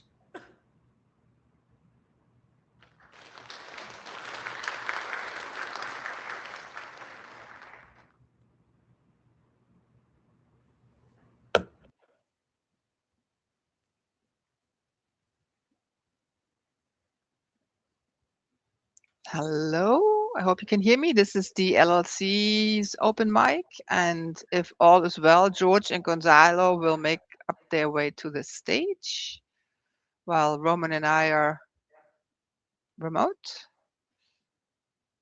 I guess George is still there. Oh, there's Jay. I can see you all taking up your seats. Great, thanks. I think we're ready. Do you want to do a quick introduction, please, on stage, starting with George? George Michelson, LLC board. Gonzalo Camarillo, LLC board. Jay Daly, IETF Executive Director. And then we have you, Roman. Roman Danelio, LLC board. And Miriam Kühne, LLC board. I see a list of people in the queue. So Rahul, go first, please. Oh, camera is facing the wrong way. Doesn't matter. I want to raise a question that relates to the in-person fee waiver. I'm having I find that the process, the decisions are made very late, and the process is as if designed more suited for North American and European audiences than rather than us who are living in Asia, because even for me to travel to a neighboring country, I'm in India, I need to travel to China, I need a visa, and that process takes easily 1 to 2 months. And for that reason, I had made a request for a fee waiver all the way back in the previous IETF. I had explained that the reasons why I'm making and that I need a decision at least 2 months in advance. I had also said that if you cannot meet that timeline, can you please communicate to me in advance itself that it's not possible for you to make that decision. Unfortunately, I basically had to withdraw my request because we had come to 1 month and it was not possible for me to apply for a visa and then arrange for last minute travel, because even last minute travel is a barrier due to the higher prices. And in general, this is not just a request for me, because more and more students from, for example, India, people who are working independently like me, are going to want to come to IETF. I've been bringing work consistently to IETF. So I'm hoping that we can move the process in a way that the needs of us in the global south can be accommodated. Also, I just want to make a shout out to the IRTF, because IRTF, when they learned of a similar situation, actually did move their processes back by a month so that people make their applications earlier so that the visas can be accommodated. Thank you. So let me take that question, Miriam, because this isn't an LLC matter. This is the IETF chair matter. So yeah, thank you kind of for that feedback. You're exactly right. The IRTF process is different from the IESG process for the fee waivers, and the published approach for the things giving out by the IETF chair is 1 month out, and that's largely historically been done to use those fee waivers to patch over unexpected circumstances, not as a long-term kind of sustainment and grant kind of opportunity, the same way the IRTF is run. So they're very fundamentally kind of different approaches for why those fee waivers are handed out. But your observation that some of the venues that we visit have long-term visa, have a longer range kind of visa kind of challenges. So it may take time for that paperwork to process. So I'm going to take that feedback and look at the specific guidance that we have created kind of around that. And I won't commit to anything kind of here, but my early kind of thinking on that is to issue those fee waivers in 2 tranches. One, to continue doing it as a relatively close to the meeting matter to help patch over unexpected circumstances, but to also potentially manage to do an early tranche of approvals, because I am starting to get them earlier and earlier after typically a meeting ends and before the next one kind of starts, to accommodate some of the challenges that you're describing. So stay tuned, Raul. Thank you for bringing that to my attention. Thanks, Roman. Next up is Mark. Hi, Mark Nottingham. In the presentation, we said the Secretariat contract is still being renegotiated, and I think we heard the same thing in Montreal. Can you communicate anything about why that is? Are there major sticking points? No. Okay. We can't explain anything about it at all. So no to the first part, but not to the second. Yeah. Well, no to the first one and no to the second one. So there aren't any sticking points? Sorry? So there are no, everything is continuing smoothly. These things just take some time. Okay. Thanks. Thanks, Jay. Next up is Andrew. Hi, good morning. Hopefully, good evening rather. Hopefully you can hear me. I just want to say I was in the ICANN meeting in Mumbai last week, which was a fantastic meeting in a great venue. ICANN's agenda is probably similarly complex to the IETF's, yet from my perspective, the meeting worked very well. So I just wanted to urge the to consider India as a future venue. I think it'd be excellent for us to go there, and ICANN has proven it's easily possible to do so. Thank you. Yeah, thanks for that feedback, Andrew. That's good to hear. Pete? Hi. In the past couple of weeks, actually, once on mailing lists and once today in the working group chairs session, Jay has made some comments which at least are interpretable as the IETF LLC is the IETF. For some of us old crusty folks, that's not a great confusion to leave out there in the world, that the SDO is completely independent of the LLC, is sort of part of the charter of the LLC, that there should be no way to influence the IETF because of something that's going on with the LLC. While the LLC does serve as a corporate sort of shell for the IETF, as far as I know, the IETF still isn't incorporated as an SDO, and I'm hoping you all can clear up whether that's just some soft talk, which is okay, although I'd prefer we keep it sharper, or if I'm missing something. Yeah, thanks for bringing this up, Pete. I wasn't there. I don't know exactly what you're referring to, and if there's any confusion. I don't know, Jay, if you want to comment on that, but I don't think we would say the LLC is equals the IETF. No. Yeah, so to be clear, Pete, I wasn't saying that the IETF LLC is an SDO.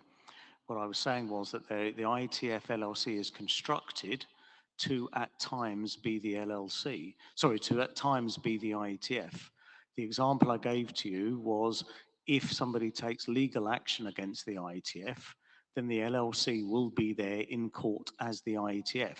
It will not be the 7,000 individual participants that turn up. And it will not be on behalf of those, because those people have no legal liability or anything in those cases. It will be the IETF LLC. This is a construct that we have created that has multiple moving parts to it. The IETF LLC is one of those moving parts. The community has created it and controls it and has given it a role. And at times in that role, it has to be the IETF. The other one I gave you example was the trading name, that the IETF LLC can use that trading name as the IETF for things, okay? So what I'm suggesting is that, what I'm saying clearly, is that this is actually quite a complex situation. And to say that that nuanced view that I gave you is the LLC trying to claim to be the SDO is not what in any way I think could be reasonably interpreted from that. The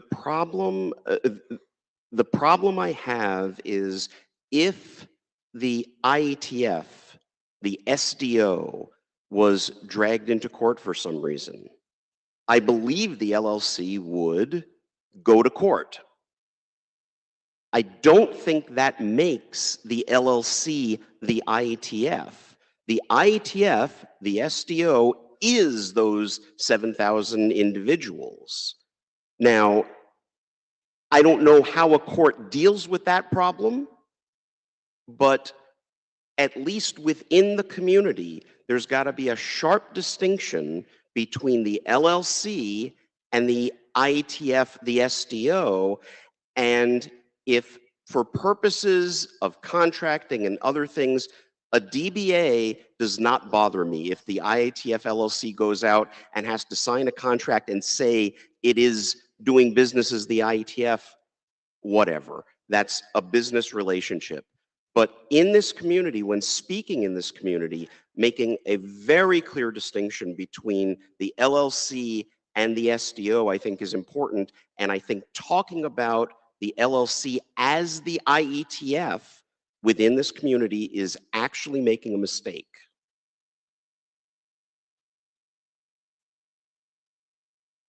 Well, thanks for pointing this out, Pete. I don't know how to respond to this at this stage. I wasn't in there when the comments were made, but yeah, we'll discuss this and how to make sure to not come across as confusing. Apparently, thanks. Jean. Hi, thanks, Jean-François Queralt. My comment is corresponding to what has been mentioned in terms of difficulties with the visas. In our particular case, we had 2 students from India who were scheduled to come here as fellows, and unfortunately, we just got their approval 2 days too late, corresponding to their flights. That's nobody's fault. I mean, it's just the way it goes.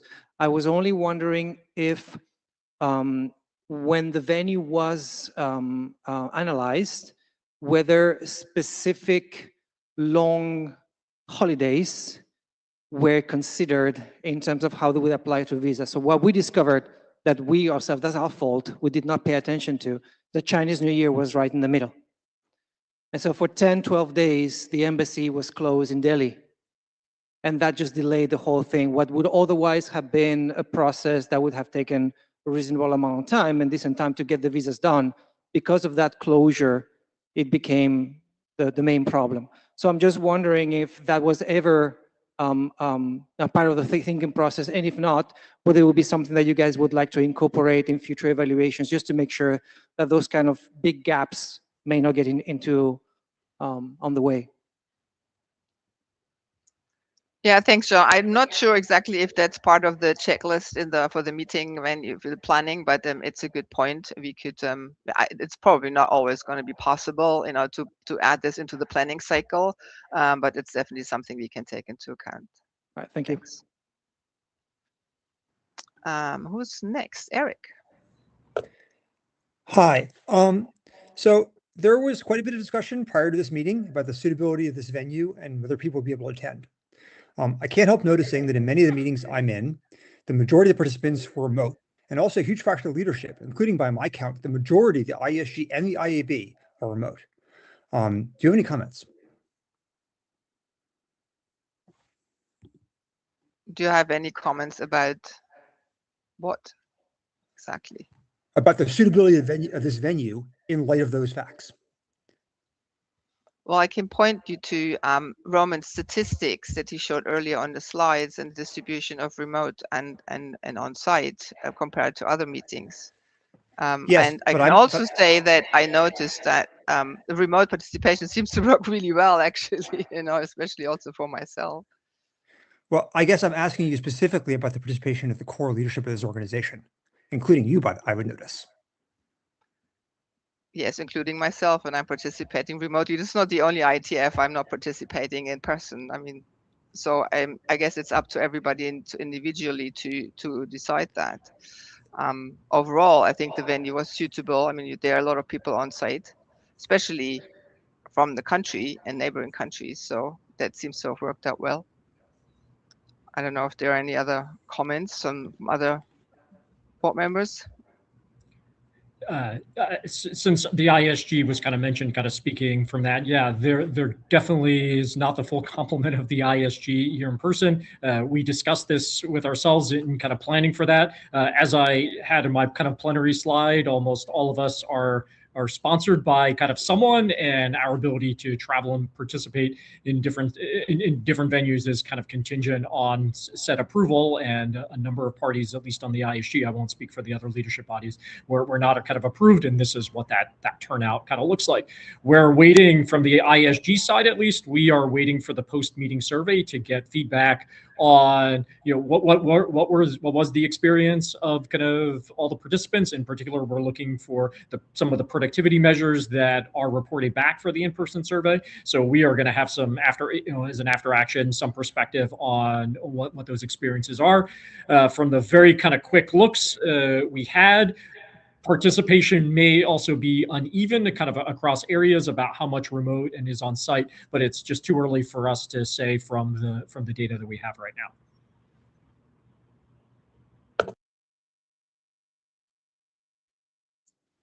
Thank you.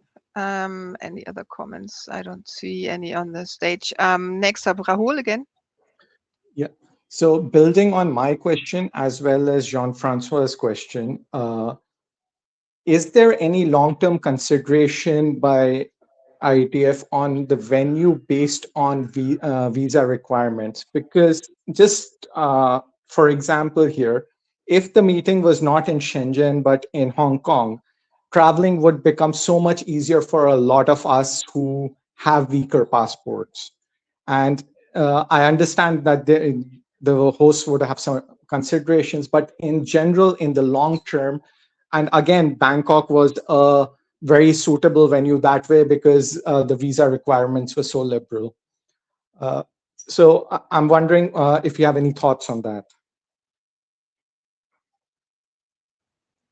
Yeah, I mean, as you already hinted, I mean, we're also dependent on the host to a certain extent, and you know, finding venues and etc. And also, I think what we've explained earlier, you know, similar discussions, is that it's also important to make sure we're kind of distributing the pain, if you will, and make it easier for people who have difficulties getting visas go to other countries. So in this case, you know, a large group of participants from China hopefully had it easier to participate. And so I think it's important to ensure that not the same group of people, you know, gets hit by difficulties each time. But yeah, I hear you. It's difficult to find the perfect venue in that respect.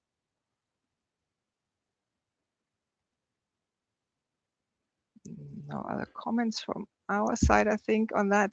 No. Yes. Hi, Miriam. It's strange to see you again after 2 weeks ago. We were together. So I'm not sure what Eric tried to say in his comment, but I will take the opportunity to just express my very high satisfaction of being here. It was my leanest experience to come in China, passing the passport, getting the no visa, and all of that was extremely good. And frankly speaking, it's delightful.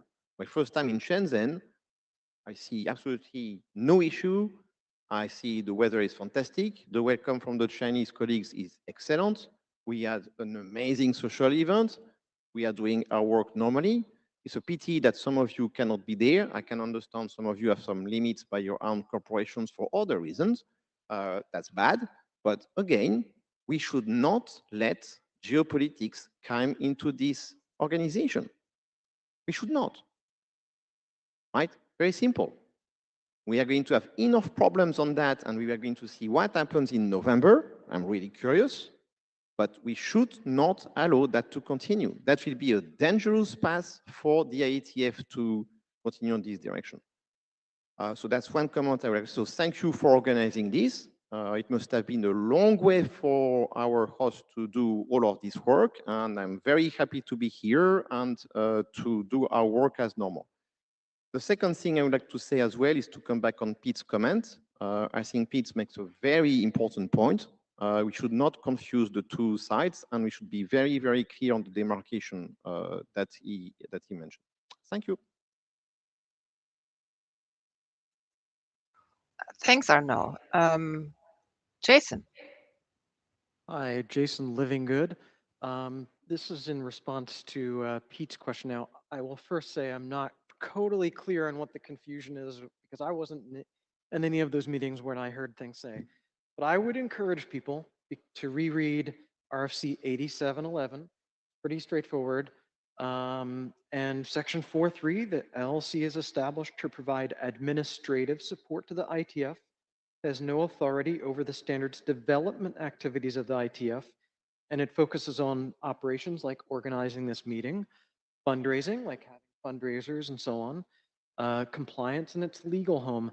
So it was the case way back before the IASA 2 activity that the standards development practice was like this amorphous thing without a legal home that was undefined and weird. That's not the case anymore.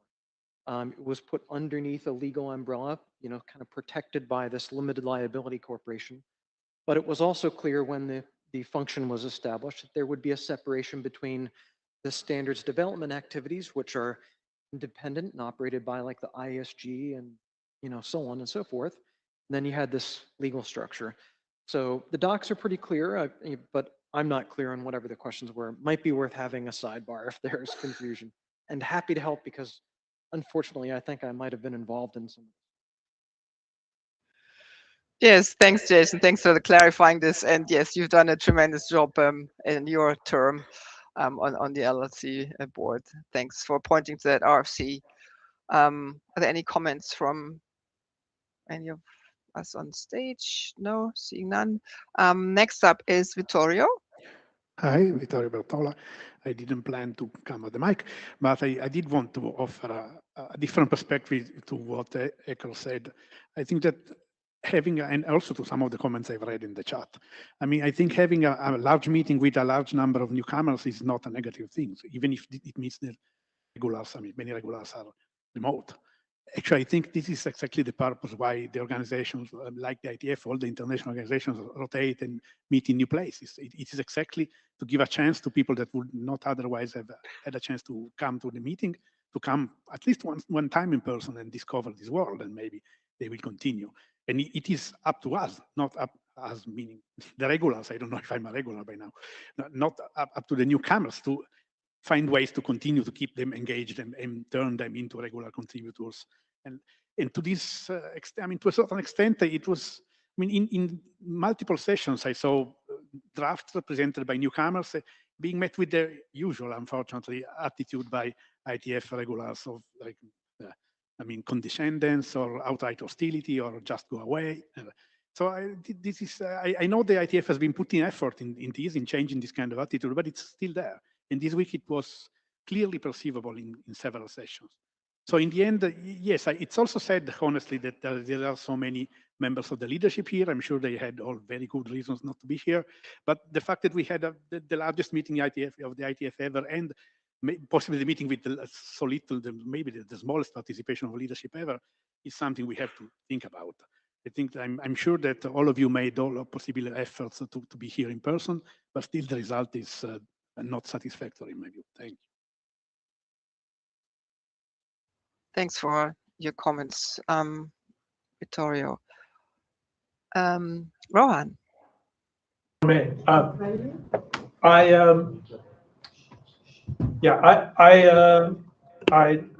support the fact that we came to China, and several of us have reasons from either employers or personal reasons why we couldn't attend this meeting. Several people will have similar reasons why they will not be able to attend in San Francisco, and there will be other destinations that will be difficult for some other folks. It's getting harder for us to have one place where we can all go. We need to just suck it up, okay? Just let the process run.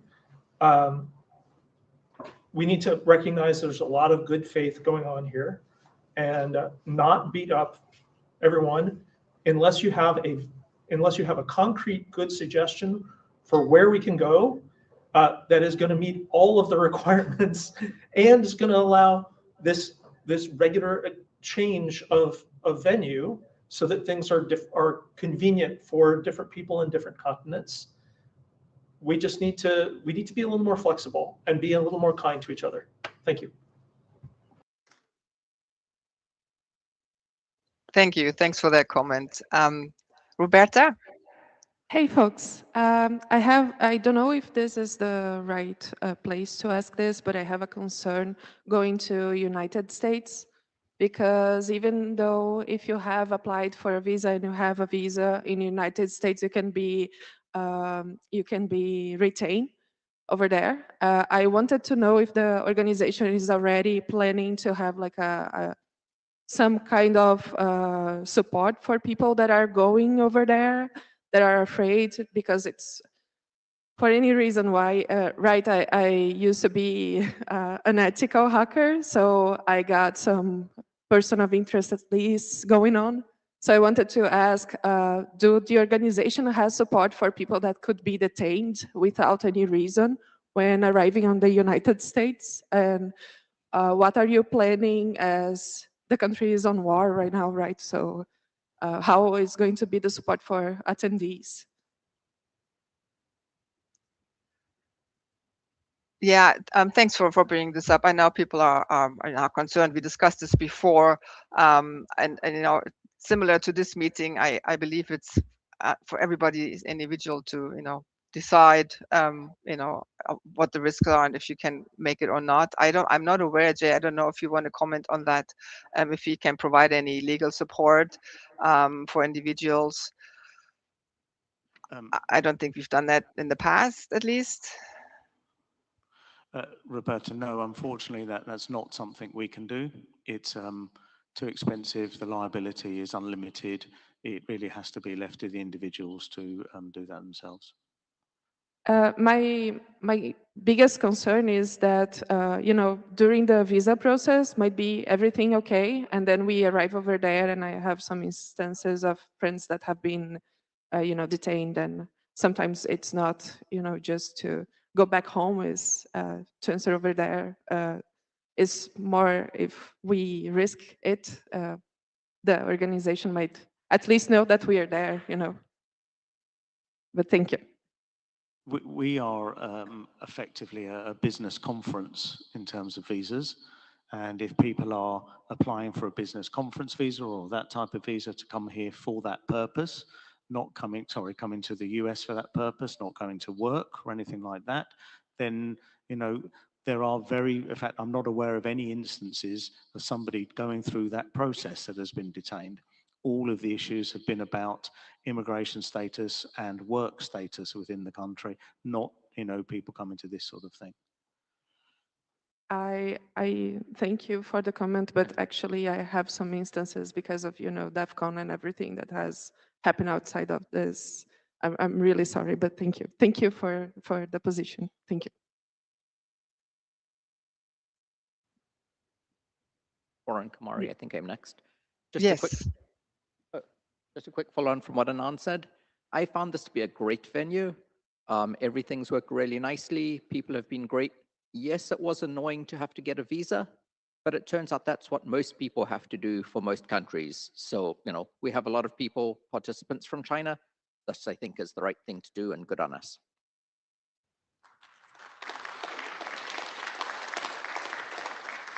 Thanks, Warren. Martin. Hey. So I'm not sure that the LLC board has really listened to the community when it comes to either China or the US. And I would suggest that geopolitics is very much a big factor of what we have to deal with as one of the factors in making a decision. And I think that those people who have suggested otherwise are denying reality to some extent. So I would like to sort of ask whether or not you consider this particular meeting to be a success in that regard, and think about metrics that matter as opposed to just the numbers of people that turn up. People are looking to continue participation, the 400-ish people who turned up in person this time, if those people continue to participate, then maybe that would be a success. If they do not, then maybe we can learn something from that. And so I suggest that someone track that. Thank you. Thanks for that suggestion. Yeah, we can definitely not evaluate this at this point, but yeah, I don't know if anybody else wants to comment on that. Nope. Then.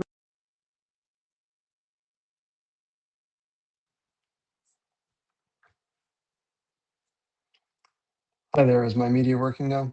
Yes. That's an excellent prelude to what I'm about to say. So I wanted to push back on Arnaud's point that this is about geopolitics. I actually come to the opposite conclusion of Martin about politics being important. I think that the IESG and the LLC were correct in their discussion with the community about this leading up to this selection, that effectiveness and the ability to get the work of the organization done is the right lodestar to have.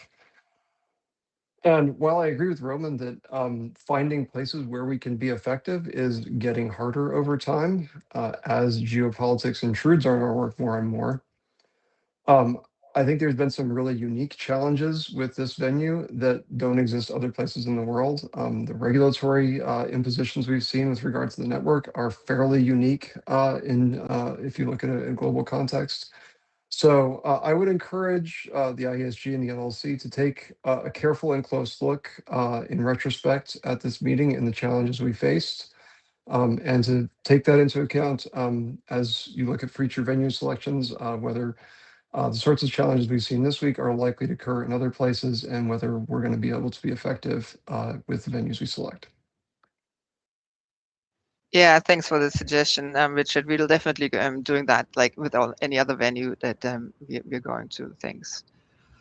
So Miriam, if I might, on that particular kind of topic, Richard, you highlight kind of a good point, which is that about kind of what might be kind of unique challenges, and is there after any meeting a learning experience on, you know, is there something that we learned here that might drive how we choose venues again in the future? So I would invite everyone that has interest in venue selection criteria to come to Gen Dispatch. Tomorrow we have a draft being presented on the topic of network requirements, and if the community wants to sharpen what's required for the network kind of for the meeting, this draft is one potential version of what that might kind of look like. So please come to that discussion. The LLC, I think, ultimately will act on whatever is the community's consensus, the community consensus on what should be the venue selection criteria. And thanks for the plug for my draft, Roman. I wanted to flag that a bit more broadly, though, for the IESG and LLC, right? The question was posed to the LLC and to the IESG: will this meeting be effective? Right? There was a proactive prediction that you guys were asked to make, and so I think as you're having board meetings, IESG retreats, things like that, I think it would be useful for you, these are bodies internally, to do some introspection as to whether those predictions turned out to be accurate or whether you might make different decisions in the future.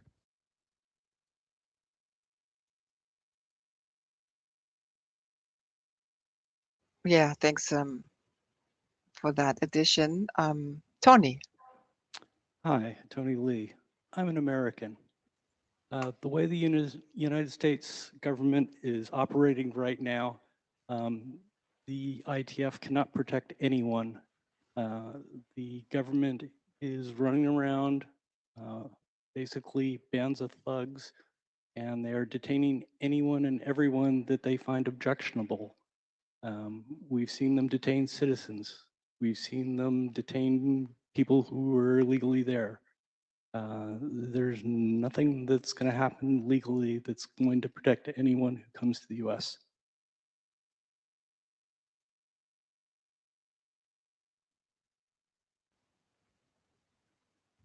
Thanks, Tony. Yeah, I don't kind of comment on this this stage. Thanks for this piece of information. Anyone else wants to comment? Nope. Then I see one more. Benjamin? Hi. So as a new participant in meetings with the IETF, the one thing that I have learned is, at least from many of you, is that work at the IETF happens on the mailing list. So to me, looking at the number of new participants within this group, these are a lot of people that I would not have met going to another meeting, and there are a lot of people that in the future could then participate in the mailing list that may have never done that had they not been able to attend otherwise. So I personally am happy with this venue choice and have had an excellent time here. That's great to hear. Thanks, Benjamin. I don't see any more questions in the queue. We're a little over time, so I think that's it. Thank you all for joining and keeping around, and have a great evening there if you're there in person. Miriam, before we sign off, Jay, do you want to repeat the social focused activity kind of tonight with the light show that you sent out to the community? This is a reminder that tonight we have a very special light show arranged by CN Nika Huawei. So this will be starting at 8 p.m. for 15 minutes. There will be a light show projected across multiple buildings in the city centre as a welcome to the IETF. And I'm told the best place to see this from is the Civic Centre, where there will be music as well for that. So 8 o'clock, it's about 10-15 minutes walk. You should see you all there. Jay?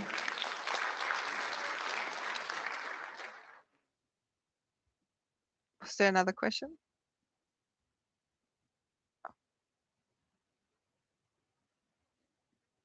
I guess not. The microphone is off. So Oh, by the way, enjoy. we have provided a lots of like social maps in front of the doors of this meeting room. So feel free to take anyone.